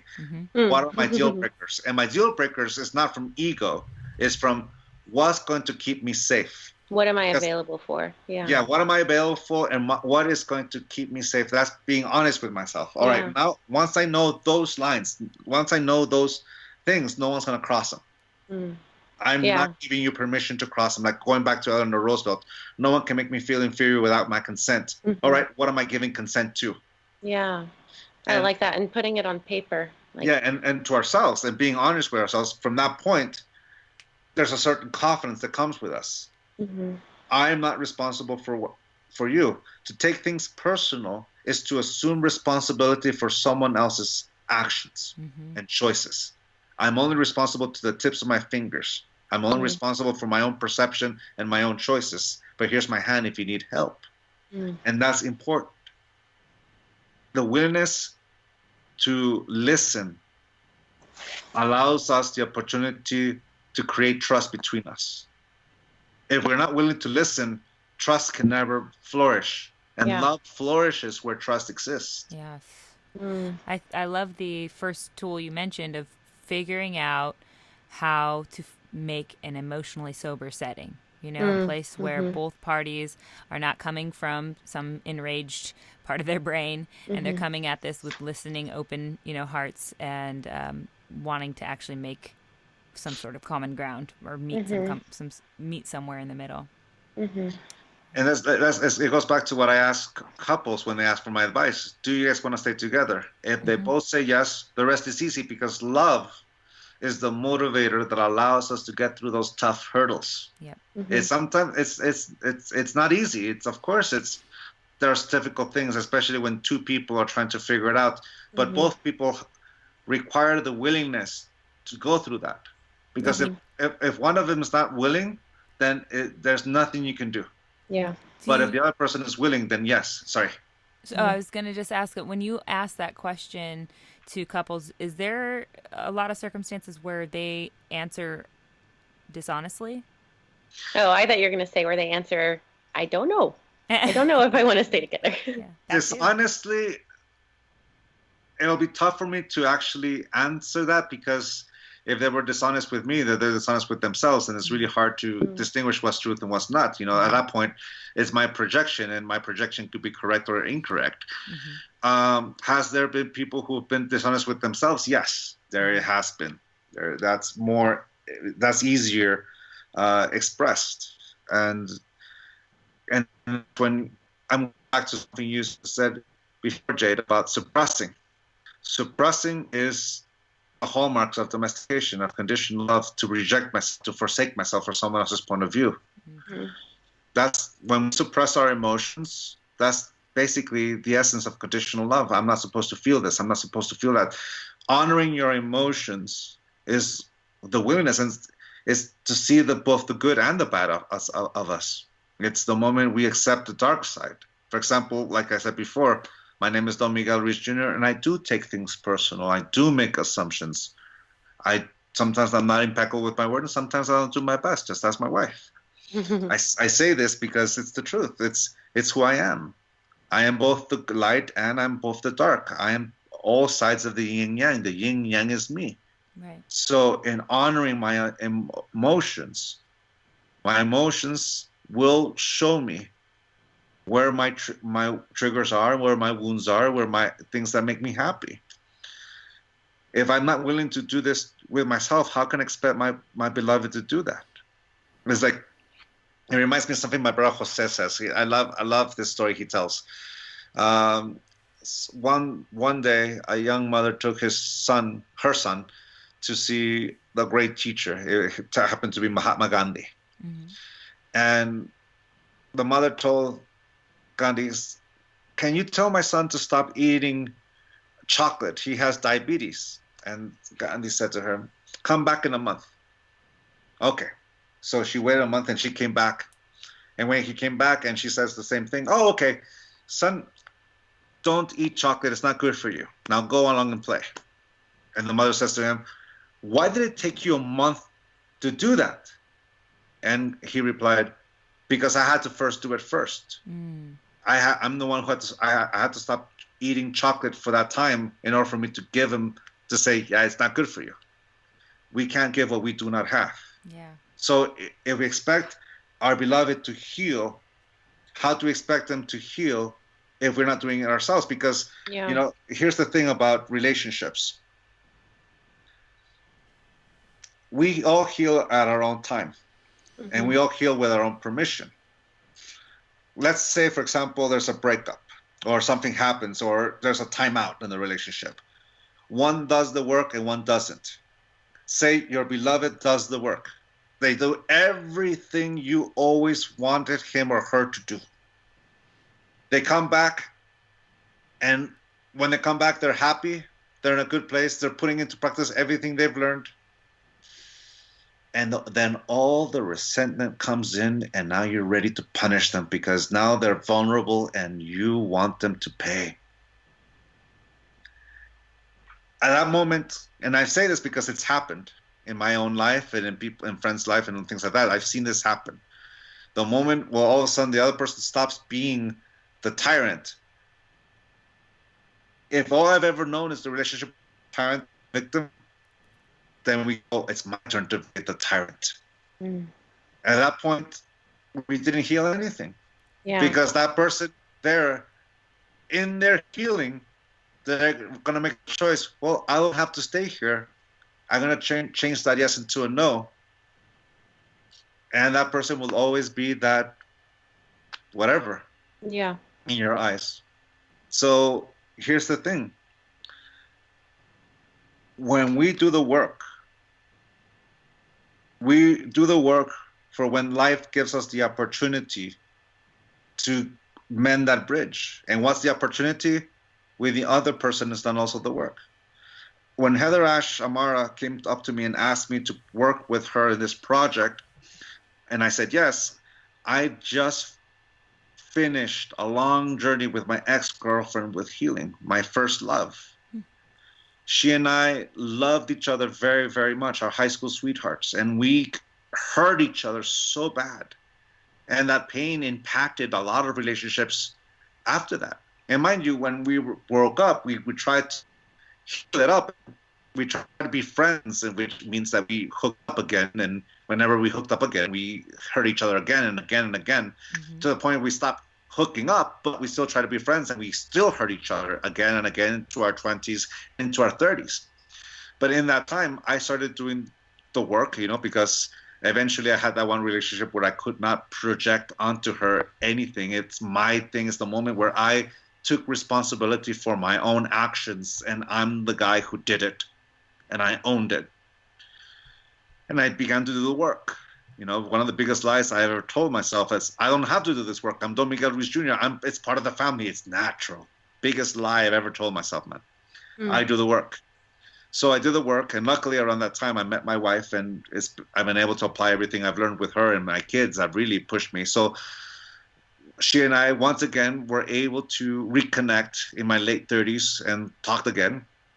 My wife is friends with some of my ex-girlfriends because we've got a good healing there. She and I talked again, and for the very first time, I saw it from her point of view, and I said, I'm sorry. You see, there's guilt is punishing yourself for something you wanted to do, and if life gives you the opportunity, you would do it again, which means you didn't learn anything. Remorse, on the other hand, you see, guilt is punishing yourself for doing something you wanted to do. Remorse is when you see it from someone else's point of view, you see the pain you've caused, and you regret it, and you wish you had never done it. And the reason why is because you see them not as a projection, but as a human being.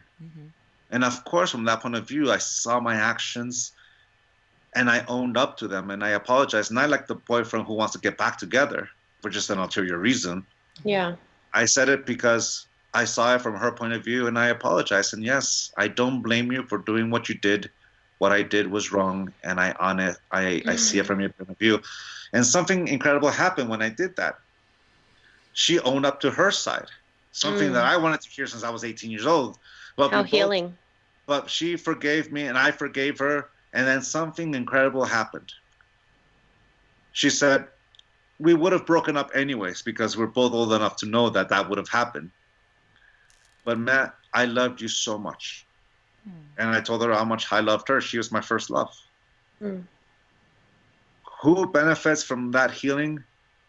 My wife. Everybody. Yeah. Everybody. But my wife in particular, since that old pain no longer is infecting our relationship because it's no longer infecting me. That is the work. That is the job, the thing. And that requires me. Because if I want my beloved to do the journey, well, then it requires me to have gone through it. And at that point, it's not me wishing them they changed. I changed. And from that change, I'm able to share what I've learned with them if it's relevant with them and if they even ask me. Yeah. And that's it. I do plant medicine ceremonies.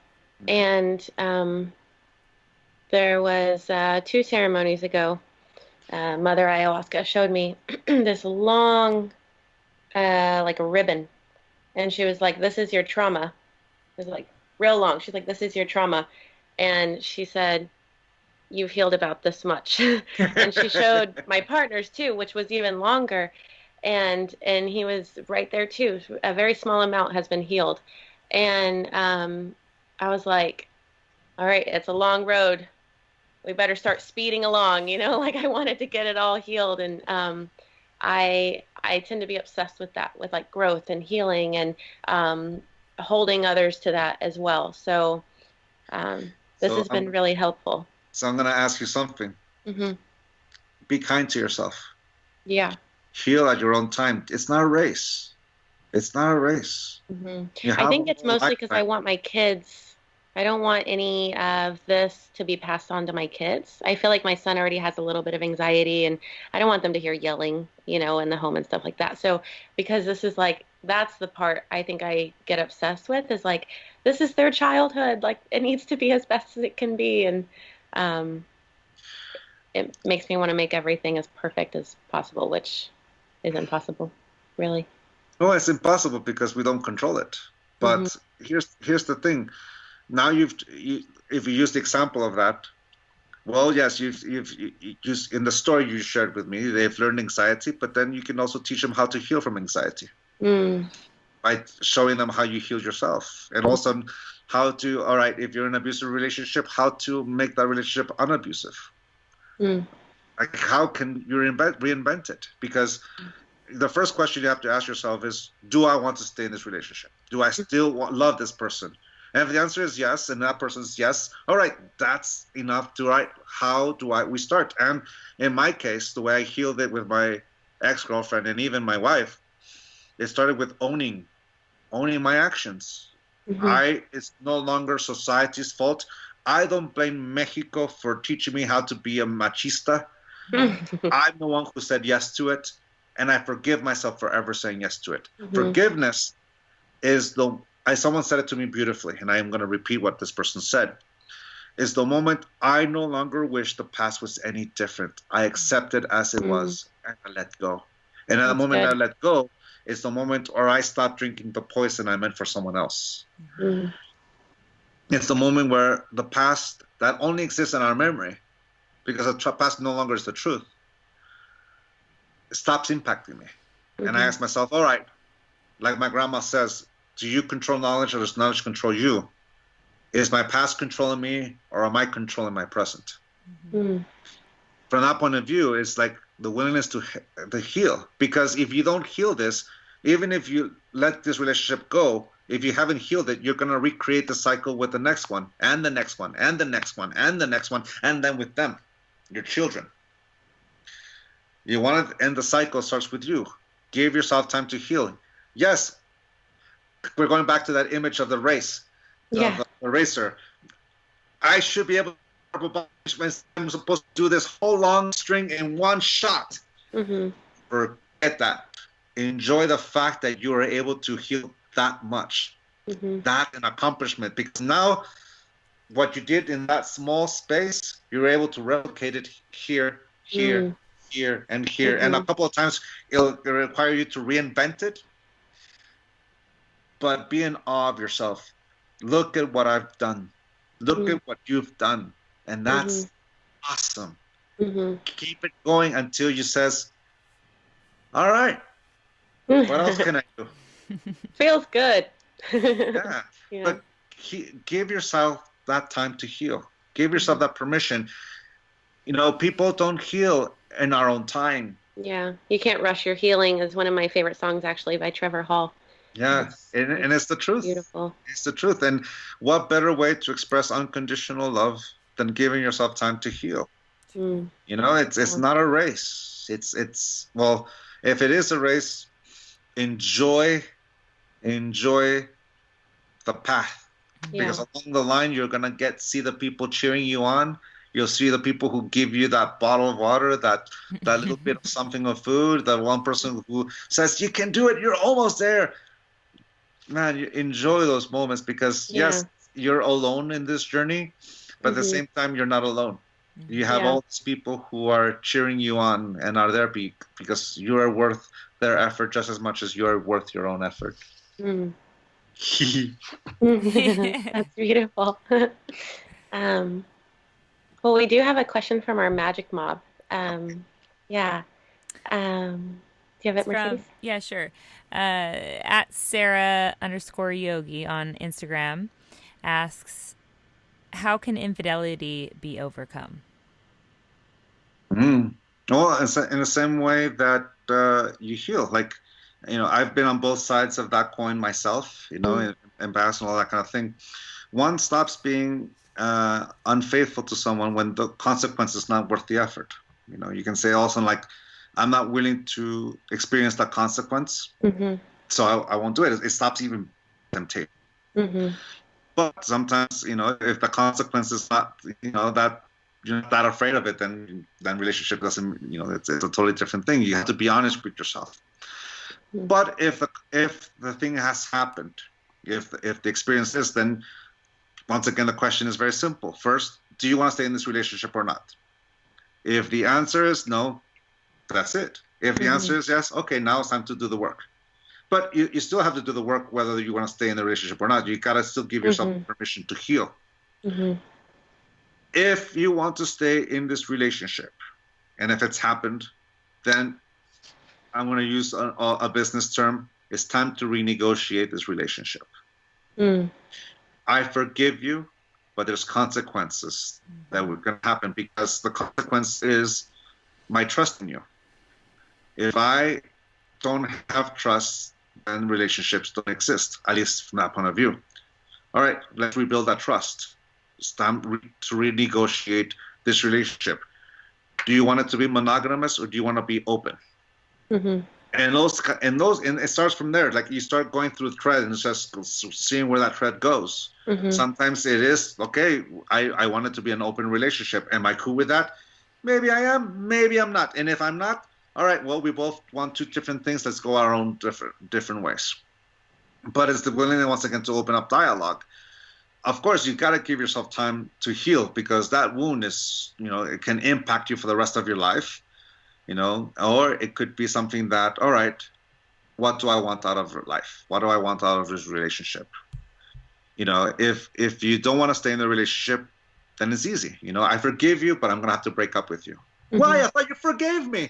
Well, yes, I forgave you. I'm not going to punish you for this thing, but I no longer trust you. There's the end of relationship. But if I still want to be in relationship with you, it's time to renegotiate this thing and be willing to reinvent it. And you can go through this. We've been able to heal it, and that's the good part. But that requires both people's active engagement. Like this expression goes, like I said before, all hands on deck. It's how do you want to? And sometimes, even the most faithful person can break up with someone, and the person who wasn't so faithful, all of a sudden, like, you know what, this is not worth it. I discovered that it's not. I don't want to go. It's for the rest. It's kind of like someone who stops drinking alcohol. All of a sudden, the alcohol is not worth it. I want to live, so I stop. Yeah, I like that. It's all toxic, right? Yeah. We also have a pick your poison from Jeff on Instagram, and I'm not sure if this one's too easy or not. It feels like it to me, but we're gonna ask anyway. Would you rather have a lifelong relationship with someone who you're not sure is your life partner, or a 5-year relationship with the love of your life? It's still a good relationship, but not your, Life. 5 year. Yeah, because the other one means that, I'm not lovable. This is my only chance. I'll settle. And when you settle, you take someone for granted. Yeah, that's true. So 5 years, 1 week, one day. One day, that's what life is. I think that's the answer all across the board here. I'll take the 5 years. Yeah. And the thing at the end, the important part is at the end. The thing that will make it magical is the gratitude to have experienced it. Yeah. Because if you knowing it exists. Yeah, because you become obsessed. I want to go back again. I go back again. Then you start living in the past, and you stop living. Gratitude for have experienced it allows you to continue to experience life. Agreed. And find out that you might find someone else that you think, hey, they're my love of my life too. Yeah. And all of a sudden you find two, sometimes even 3 relationships that have that. And all of a sudden you realize that the love of your life is you. Is looking at yourself in the mirror. Yes. You're the constant in every relationship. Every relationship ends, which means the only person you will ever say goodbye to once in your life is you. Yeah, you're the most important relationship you have. Yeah, you will be with you throughout your whole life. If you're by yourself and you Better can't start to stand like it, yourself. well, that's the thing. I always tell people a telltale sign that there's work to be done is that when you're by yourself and you can't stand being by yourself, that's when there's needs to be Yeah. done. Yeah. You need Because to enjoy your own company. if you're by yourself and you're feeling complete peace, Yeah. the beautiful thing about that is that when you're in that state, you have no fear of saying no to someone or saying goodbye to someone Yeah. because you're not willing to waste your time with someone who doesn't want to be with you. Right. Yeah. You're And when making you're by choices. yourself and you're like smiling or laughing, you know it's real, you know? Yeah, yeah, and that's the thing. For me, the moment I learned I can say no to a beloved, man, that changed my life forever. Oh. I all of a sudden I did not waste time on potential. I wanted to be with someone who wanted to be with me for who I am, and luckily that's when I met my wife, and here we are. I love that. And That's that's why awesome. timing is everything, really. It sure Oh yeah, is. When you're yeah, ready in yourself. and that's why we do it. You know, when life Mhm. when life gives us the opportunity, I've done the work to be ready for that Yeah. opportunity. And You if have I to be don't do the giving it work, to yourself first, and yeah, then it exactly. comes along. Because if she Yeah. came along and I didn't do the work, she would have just become another ex. What do Yeah. they say? Luck is the intersection between preparedness and opportunity. Exactly. Be ready, people. If you're not ready, then get ready. Yep. And that's why we start with the commitment, the art of commitment. Yeah, commitment to yourself. Also, the thing about it is like the very first thing when we did start promoting this book, we had a picture of two people doing a very complicated yoga pose. Now, the people were an attractive couple, and someone asked me, why did I choose this picture? And the reason we chose it is because two people in their practice became masters. That when they came together to do a very complicated pose, which is someone in a tabletop position kissing someone else who's on tabletop on top of them, and it's very complicated, yet they made it look easy. And that's because both brought to the table their gifts, their strengths, and they made it look easy. And that's what relationships are. We bring to the table what we are, who we are. Yeah, I do love that. There's also a few short questions we like to ask everyone at the end of the show. The first one is, what advice would you give to your 25-year-old self? Be patient and let it go. She doesn't Let it go. love you. She doesn't love you. Let it go. And patient. I'm telling myself both of those things all the time, actually. Yeah. Yeah, I love that.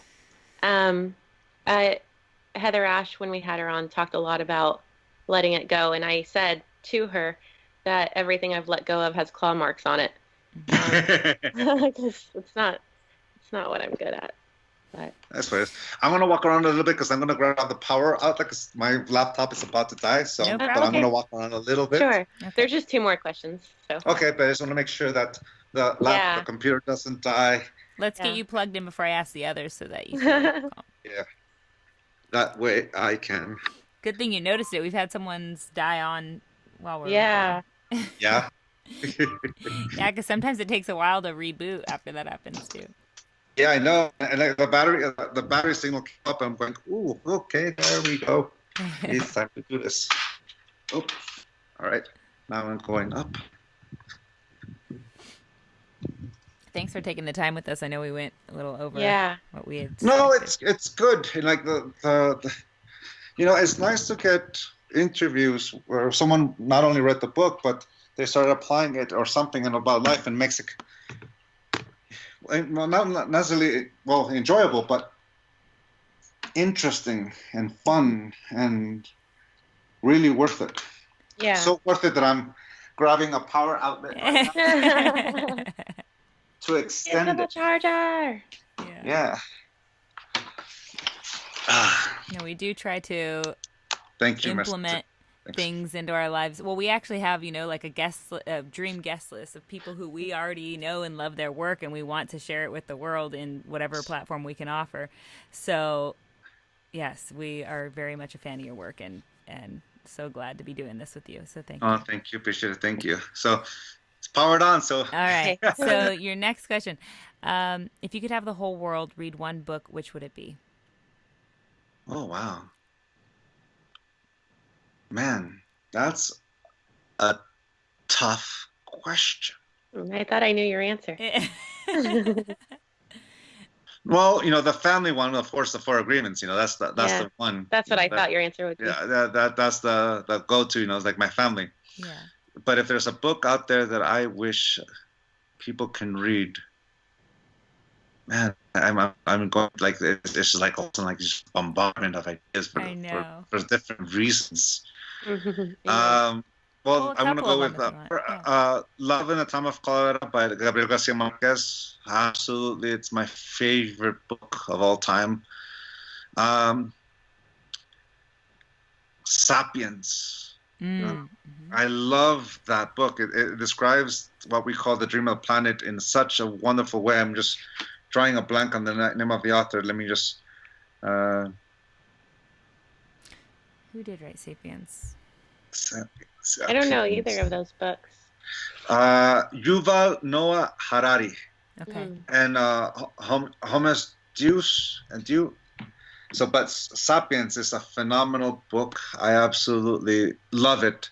I've read a couple. I've read a couple of times in the last 2 months because I enjoy it's everything my father's been teaching me for a long time, but it's done in a way that it's like really down to earth, which I love. I love the fact that he did a great job with that. The other one is How to Raise an Adult. Now I'm going. I'm going to the. I have to look into the name of the author again, but How to Raise an Adult. yes, it's a great book about parenting, but it's more reflecting on the parents, like where you're coming from. How to Raise an Adult by Julie Lythcott-Hames. I think I'm butchering the last name, but How to Raise an Adult. Break free of the overparenting trap and prepare your kid for success. I absolutely just love put that in my book. cart. Yeah. So, How to Raise an Adult and Sapiens and Love in a Time of Cholera and the Four Agreements. There you go. Those are the four. Awesome. So, How to Raise an Adult for someone who doesn't have kids like myself. Could I apply it to my inner child? No, you. Oh yeah, the conscious parent. I seriously suggest it to people who don't have kids at all because it's a good way to domesticate yourself from what your parents and society did. It's a great thing. I think those two books, the How to Raise an Adult and Sapiens, if there's books that capture what my dad has been teaching, those two books are it. Like if someone keeps asking me to write a book about adults and about parenting, I have to tell you, I don't need to write that. It's done. It's out there. It's How to Raise an Adult. She did an incredible job. And let me go back to. I'm gonna reach out to her and see if she'll come on. Julie Lythcott-Hames. Like, let me just show you the cover. Like, it's. I already ordered it. I highly recommend it. And Sapiens is also a phenomenal book, and the follow-up Homo Deus. Those two books are, in my point of view, one. It's a phenomenal book. So I recommend those series. Of course, Gabriel Garcia Marquez was my favorite author, and the Four Agreements, Miguel Ruiz. Of course, I love that, but. But the funny thing is I could keep adding more books. I know. But it's a tough question. Well, I read a lot of biographies. I'm a history buff. I don't read spiritual books. I read history books. Biographies and things like that. I love history. So Will Durant, the work of Will Durant is very impressive. I enjoy a lot of his work. Okay. So, if you could whisper one phrase to everyone on the planet, what would it be? Can you repeat the question again? Sorry. If you could whisper one phrase to everyone on the planet, what would it be? Enjoy everything in life. Yeah, even the darkness. Enjoy being yourself. That's how I enjoy being in life. It's the thing that allows us to enjoy every relationship we're in. Yeah. We haven't rephrased this question for our other guests, but I want to rephrase it for you just because you did talk about parenting so much. What would you whisper in the phrase of every parent on the planet? In the ear of every parent. I think Yeah. you said that wrong.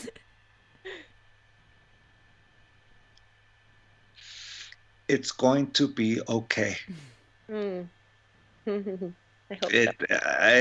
I tell you, it's we didn't believe it when in the thick of it, but we're still in the thick of teenage years, but it gets better. Yeah. It does, and I'll use my son's doctor's phrase. Your son is going to have an incredible amount of success, but it all depends on the work you do today. And right now, you're going through the tough parts right now, but if you don't do those tough parts, your son will never find success.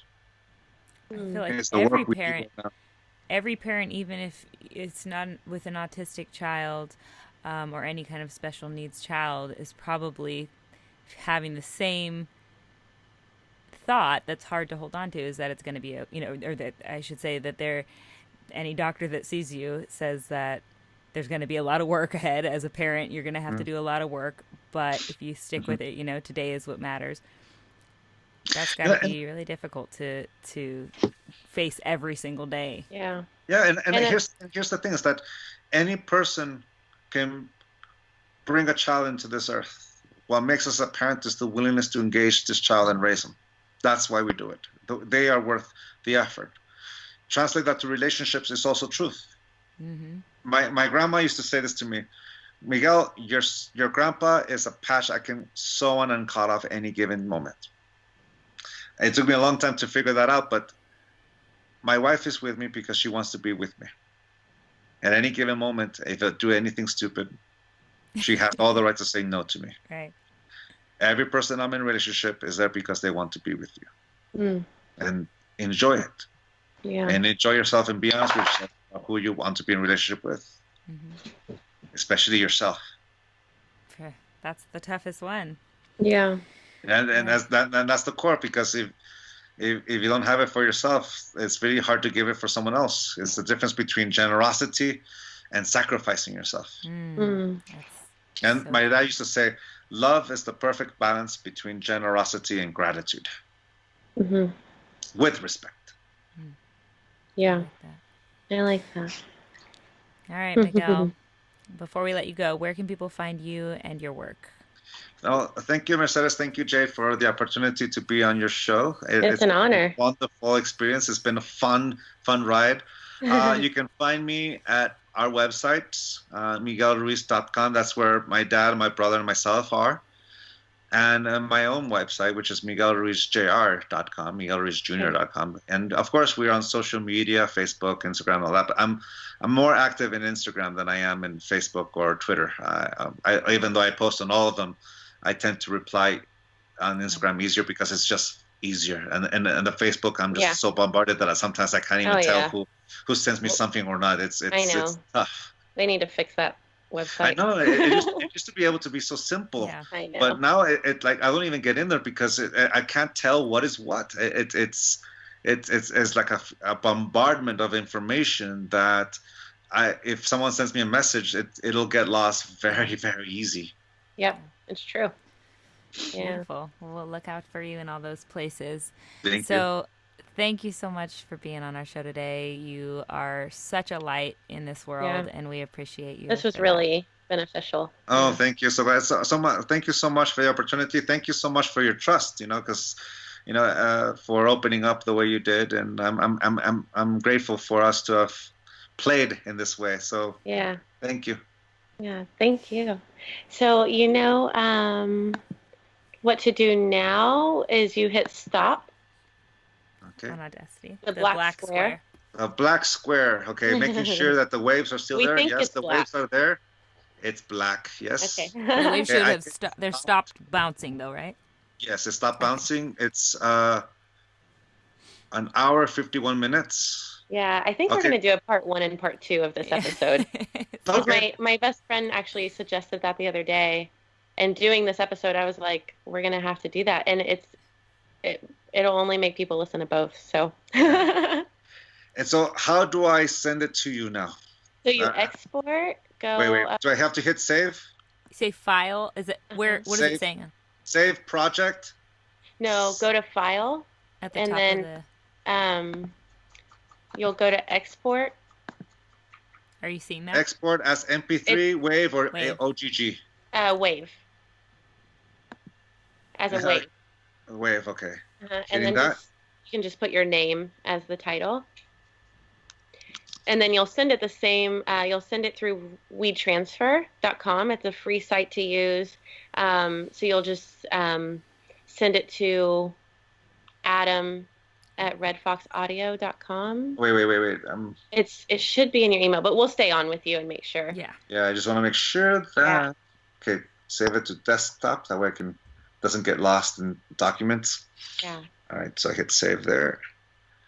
Artist, use arrow keys to navigate fields, artist name, track title, year, and all kind of thing. Anything you want me to add to that, or just hit OK? Just okay. Yeah, just make sure you can save it in a place that you'll remember it, or you'll just have to pull up your recents and pull it from It there. should show up as your like. All right, I hit OK. Yeah. Exporting the audio wave, Microsoft. All right, yeah, okay, that's right. Yeah, and then so if you go to WeTransfer.com, there's an option to send a file for free.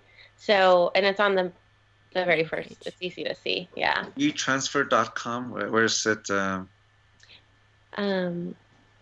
On your internet browser, if you just type in WeTransfer.com, it'll pop up as a way to send something. WeTransfer.com. Okay, let me just see if it's. I agree. Okay, so let me see where. You should say something about send file for free or something like that. Just waiting for it to finish doing its thing. From Audacity, yeah. Yeah. Okay, that looks like it's done. All right, now email to where? Adam at redfoxaudio.com. Adam at redfoxaudio.com. Okay. And then in the message, just say Miguel's episode or something like this. You don't have to say anything really. He'll know. Okay. Oh. And then attach that file, and there should be a big plus button where you can attach. Wait, hold on. Just okay. Desktop. It's looking for Miguel Ruiz Jr. Wave. Choose. Sorry. You're good. Falling behind. I'm getting old. No, we are worse than this our first time. Yeah. Ruiz Jr. Audio. Transferring. Perfect. And then it's going to transfer probably for quite a while. So just leave your computer open and make sure it doesn't shut down during that time. It'll keep going. Then I'm very happy I got the power cord. Yeah, for sure. Yeah. Right, hold on. All right then. So okay. So okay, it's transferring. It's at 1%, and it'll, like you said, it'll take a while. Hi. A picture. I don't know. I'm taking a picture of my dog, but it looks like I'm taking a picture of y'all. Oh yeah, I'm like. It's like he wants to be in the shot conversation. He's right above my laptop like this. Oh, that's cute. Yeah. How old is your dog? 3. We just adopted her 2 months ago. So Nice. she's still adjusting. Yeah, we just rescued a dog. Well, both our dogs are rescued. Brownie's been with us for 5 years. Oh, And wow. Teo, I went for a run around Teotihuacan in October. Uh-huh. And I was training for the marathon, of course. And Teo, a little puppy, is walking down the path, going straight towards me. And I'm like, wow, what is this puppy doing here by himself? So I passed him, and I heard him cry a little bit. And I thought to myself, well, if he's still around when I go around the second round, I'm going to help him out and give him water and all kind of thing. Because there's so many dogs in Teo. I found him by the Pyramid of the Moon. And I picked him up. I gave him water, and I wasn't able to put him down. I walked with him back to the hotel. I fed him. We took him to the vet. We cleaned him up, and I brought him home. So he's been here. So he is about 5 months old now. Wow, that's amazing. That's a real rescue. Yeah, that's a real one. Yeah, so it's just nice. So we're now getting used to having two dogs. Bless you, Suntek. Thank you. Somebody's knocking on my door. I can hear it. I don't know if it's the maintenance man or delivery, but so I'm gonna leave this on, but I'm gonna go do that. All Okay. right. Real So quick. you're I'll all be right back. set, Miguel. You can just Thank you, Miguel. hang up All on right. Skype once we're done here and just Have a leave your good computer one. open. Thank you so much, Mercedes, and have happy holidays, Yeah, you feliz too. Navidad, Año Nuevo, and all that kind of thing. Have Thank you. fun You too. Happy and enjoy. holidays. All right. Happy Thank you so holidays. much. Bye. Bye.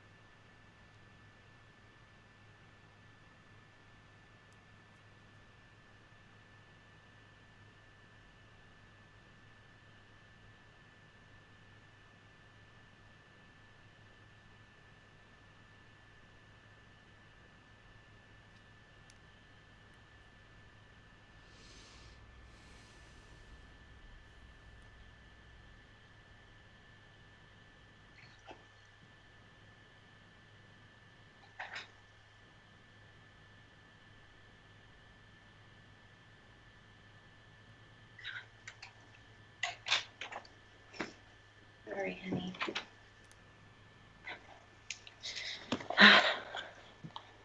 Okay, sorry. It's all good. Who was it? I forgot. I had told someone they could buy Soul's Santa costume at 2 o'clock because I figured we'd be done by then. And then they only had a $20 bill. I'm only selling it for 10. I was gonna take double the price, but I was like, this isn't a grocery store. I don't have change. So I think he'd come with exact change. So I was like, just take it. It's fine. He's like, I'm gonna go get changed and I'll come back in 15 minutes. And I was like, I'd rather you just keep it. But I don't know. It was broken English. We'll see what happens. Okay.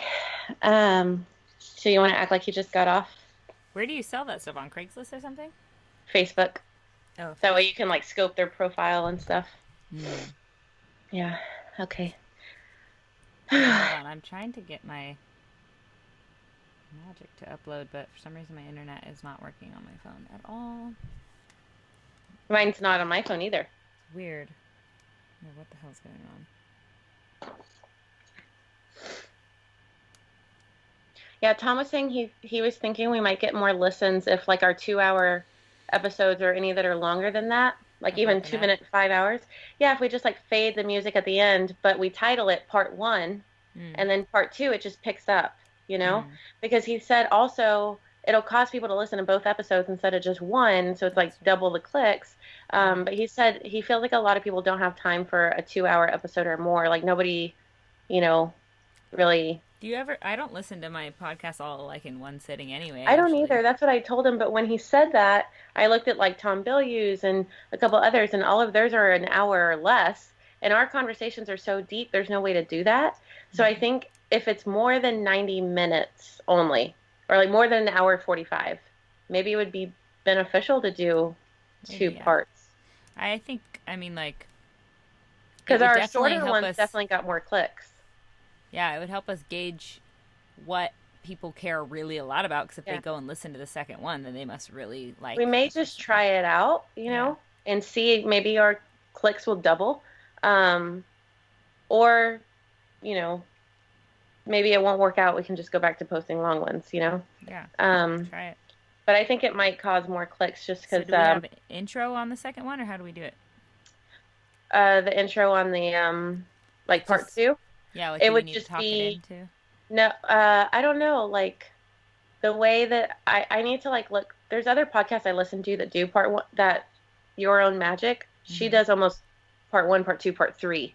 It's kind of like almost with a lot of her guests. So I'll have to see how she does it. But I think we would just like, instead of like the intro jam, just do like it quietly, like fading in without the words, you know what I mean? And then it just going through.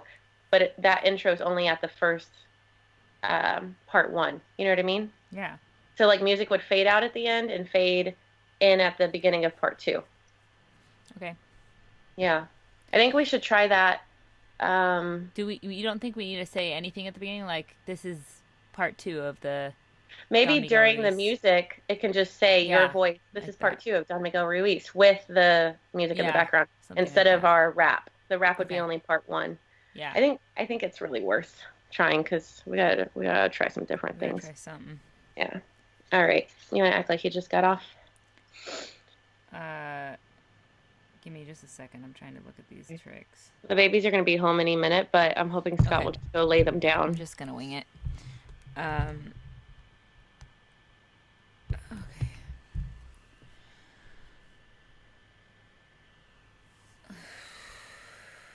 What do we want to say about him here on the coming off of his exit? Just be natural with it, I think. Just act like he just hung up. That was great. It was really cool to talk to him, someone who we've read so many books from, and just to get some of his knowledge, some wisdom. Yeah, it really stirred up compassion in me, and he was very compassionate. You know, you could see compassion in his eyes. So yeah, it was a nice conversation. Now I got to go do the damn work of using those tools in my relationships. I hate homework. I know. But really, we love it, because that's what this is all about, right? Yeah, and we have homework for you right now, actually. Mm-hmm. What you got, Jade? Magic trick time. So, I have a healing ritual that I actually got from his book, 7 Secrets of Happy, Healthy Relationships. There's a couple in there, and I liked them all, but I thought that the easiest one to present today for the magic trick was this one. So get a piece of paper, and this is something extremely valuable, because what I want us all to walk away from in this episode is that the most valuable gift you can give your family is to take responsibility for your own healing. I feel like that was a theme here and what he kept expressing. So this will help that happen, I feel. If you take a piece of paper, write out on one side your perception of events, and on the other side, results. So Your perception of events is whatever in your childhood or past relationships that you once believed but now recognize or suspect are no longer true for you. And then next to that, you'll put, the result of it. And this is so you know what needs to be healed in you, not, just so that we can place blame. So the examples he uses is 1, my perception of events. My dad was a heavy drinker and gone a lot. He missed many of my important events. The result? I sometimes crave attention and recognition and have a strong need for others to be there at events that are important to me. Number 2, my perception of events. The adults in my life argued loudly and were verbally abusive towards each other. Result: I dislike loud conversations even if they are not abusive. I avoid confrontation to an unhealthy degree. Number 3, the last one I'll list. My perception of events. My mother was not affectionate. Result: I sometimes crave physical touch and can sometimes rush in or overlook other things if I get caught up in my desire for physical connection. And I gave you guys my examples, about the field and walking on eggshells, and I listed out the result there, while talking about it. This can at least strengthen our awareness. I know, at least for me, I may not be good at changing my reaction right away, but I'm at least conscious of, that this is a result of a perception of events. It also starts our healing process by labeling our old wounds, getting it out on paper. And it can also let you know where you may need to practice forgiveness in your life. And just remember, that all of these people that hurt us in the perception section, all of them are souls that are learning as well. And, it's a gift to find out what's inside you. So yeah, I like that. It's a good practice for awareness. Yes. Yeah. What about you, Mercedes? Nice one. This is a little practice that you could implement if you feel so moved.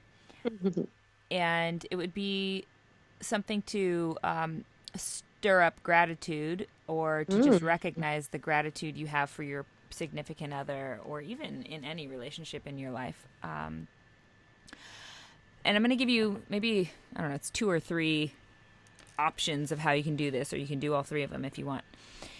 So firstly, a gratitude journal where you can take it upon yourself to write down reasons you're grateful for your partner. You can do this on a daily or weekly basis. I kind of like a daily check-in, like every night before you go to bed. The last thing you do is kind of list 3 reasons that you're grateful for your partner. They can do the same thing. And then the next day when you go to write, or maybe when you wake up in the morning, you guys read those. So it kicks off the day with a nice little something sweet. And then the end of that day, you do it again, kind of continuing this idea of starting the day and ending the day with gratitude for each other.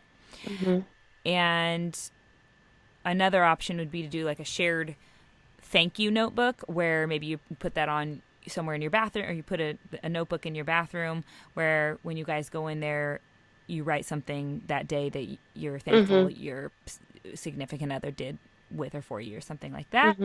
Just little things that I know seem simple, and it'd be hard for maybe even people to decide to stick to them. But I think once you try it, say, oh, we're going to try this for a week. We're going to do this every day for a week, and give it a go and see what happens. Does it increase the love between you two? Does it increase your even first of all, feel good emotions? Just feel good emotions for yourself, like just that. Who doesn't want more positivity in their life?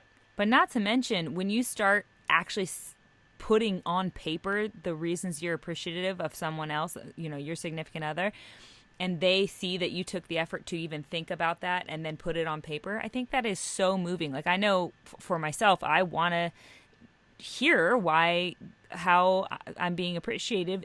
I don't even know that I want to hear that until I hear it, because once I do hear, hey, I really appreciate the way you did the dishes today, or the fact that you, whatever it is that I took time and effort out of my life to do for this other person, or for us as a unit, when you hear you're appreciated, it makes it all worth it, like instantaneously.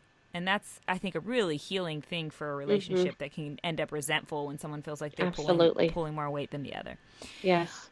And then the third little piece of that would be a weekly appreciation session. So this can be, maybe you do, a lot of people do a date night every week, or if that's not possible, maybe it's even just a 30-minute downtime when you guys talk about all the things you need to talk about that week, because I know in busy lives things pile up, especially if you've got kids running around, you've got big careers you're building and all that. You have so much going on, you don't leave a lot of time for each other. But if you can set aside, okay, hey, every Friday evening at around 7 o'clock or over dinner, we're going to have a weekly session where we discuss all the things we need to get on the table for that week, whatever it happens to be. Kick that session off with an appreciation session. So this only has to last a couple minutes.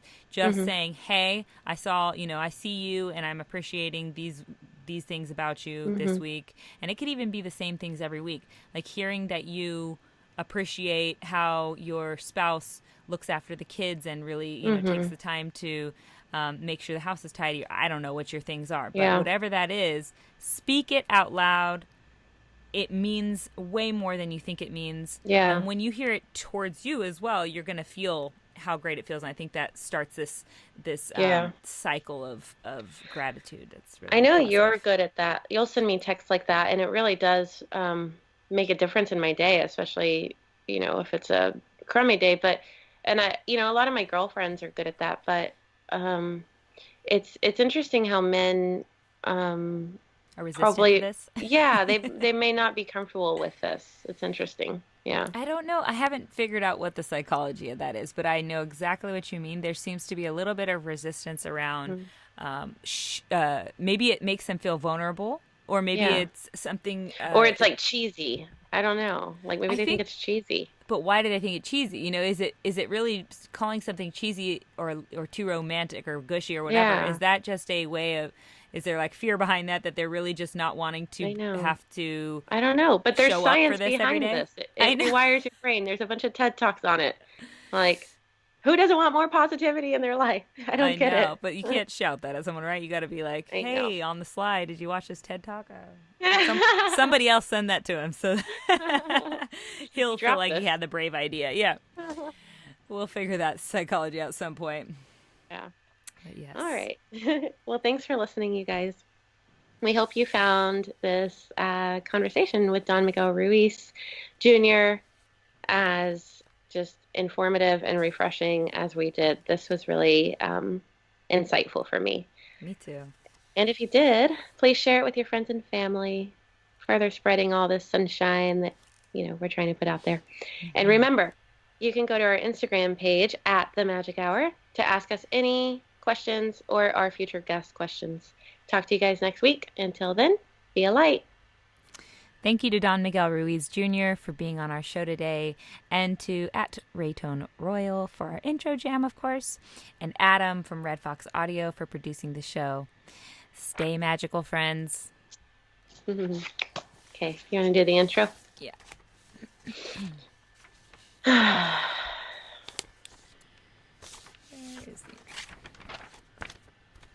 It's interesting how different him and Heather Ash are. Way, huh? Well, she also is like such in a different place of her relationship journey and all that. All right.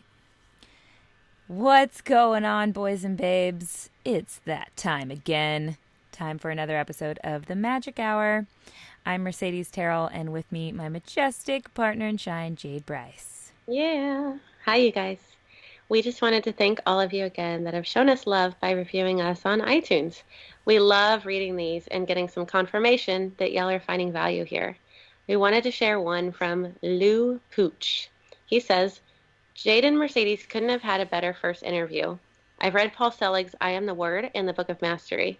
He's one of the world's most valued channelers, and his books are really inspirational. Thanks, Mercedes and Jade. So thanks, Lou, for that review. We love Paul. And we're still actually feeling a high from that episode. So if you haven't heard it, you can go listen to it. It's episode numero 2. Yes, thanks, Lou. That was awesome.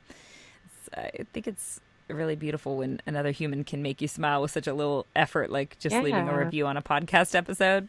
Thanks for the gratitude. Yeah, it's the little things, y'all. We appreciate you.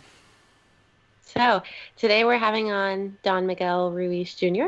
I've become a huge fan of him and his writings. I've read through 3 of his books in less than 10 days because I just couldn't stop. I loved absorbing the Toltec wisdom and super practical truths.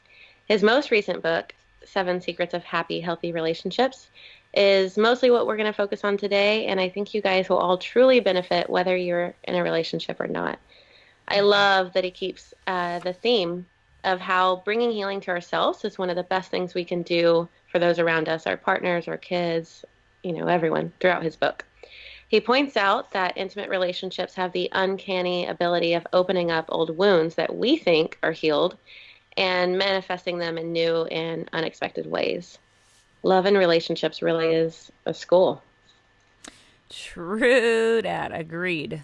And by the way, like a school, there will be many, many tests. So I'm glad we're getting to chat with Miguel today since, he and his books, especially this most recent one, are, I'm calling them like a living cheat sheet. Thank you. Yeah. And in that, I've found his work incredibly helpful where I've applied it to my life so far. And so I hope you guys get to do the same with what you learn here today.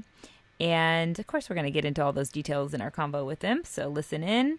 So let's get into it. Without further ado, let me introduce a Toltec warrior and spiritual healer, a dedicated father and husband. As a Nahwal, he helps others to achieve their own personal freedom and optimal physical and spiritual health by passing on the tools and the wisdom of his family's tradition. Don Miguel Ruiz Jr., ladies and gentlemen. Yay. Woo woo! That was good. I don't think we need a second take of either. I liked him. Cool. I was just going to say that for the intro, maybe I should add that this is part 1, blah, blah, blah. Or we should put that at the very end. Actually, I think it's better we put it at the end.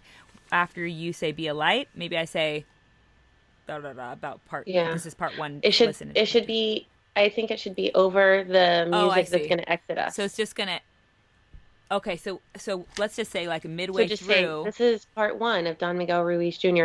And then when episode 2 starts, it'll say this instead of our rap intro, it'll have that same music and you'll say, this is part 2 of Don Miguel Ruiz Jr. So I would just say both. Okay. Or I can say either one. It doesn't matter.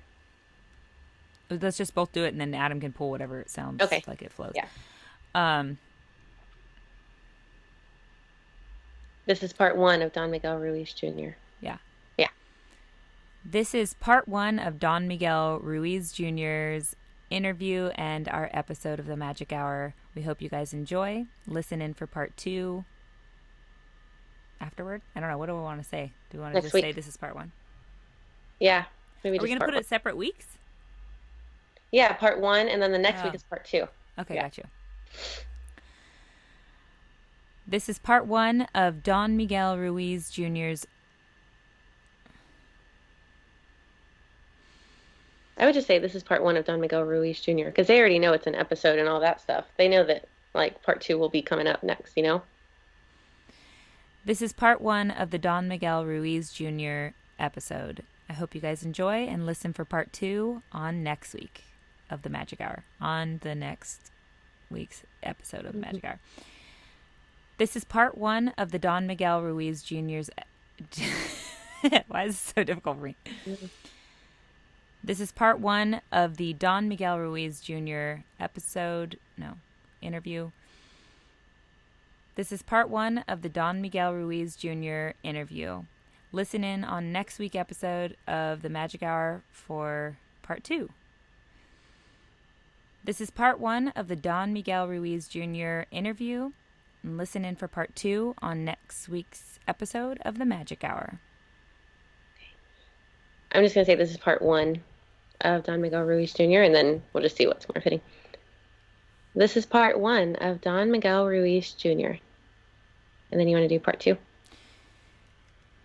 This is part 2 of the Don Miguel Ruiz Jr.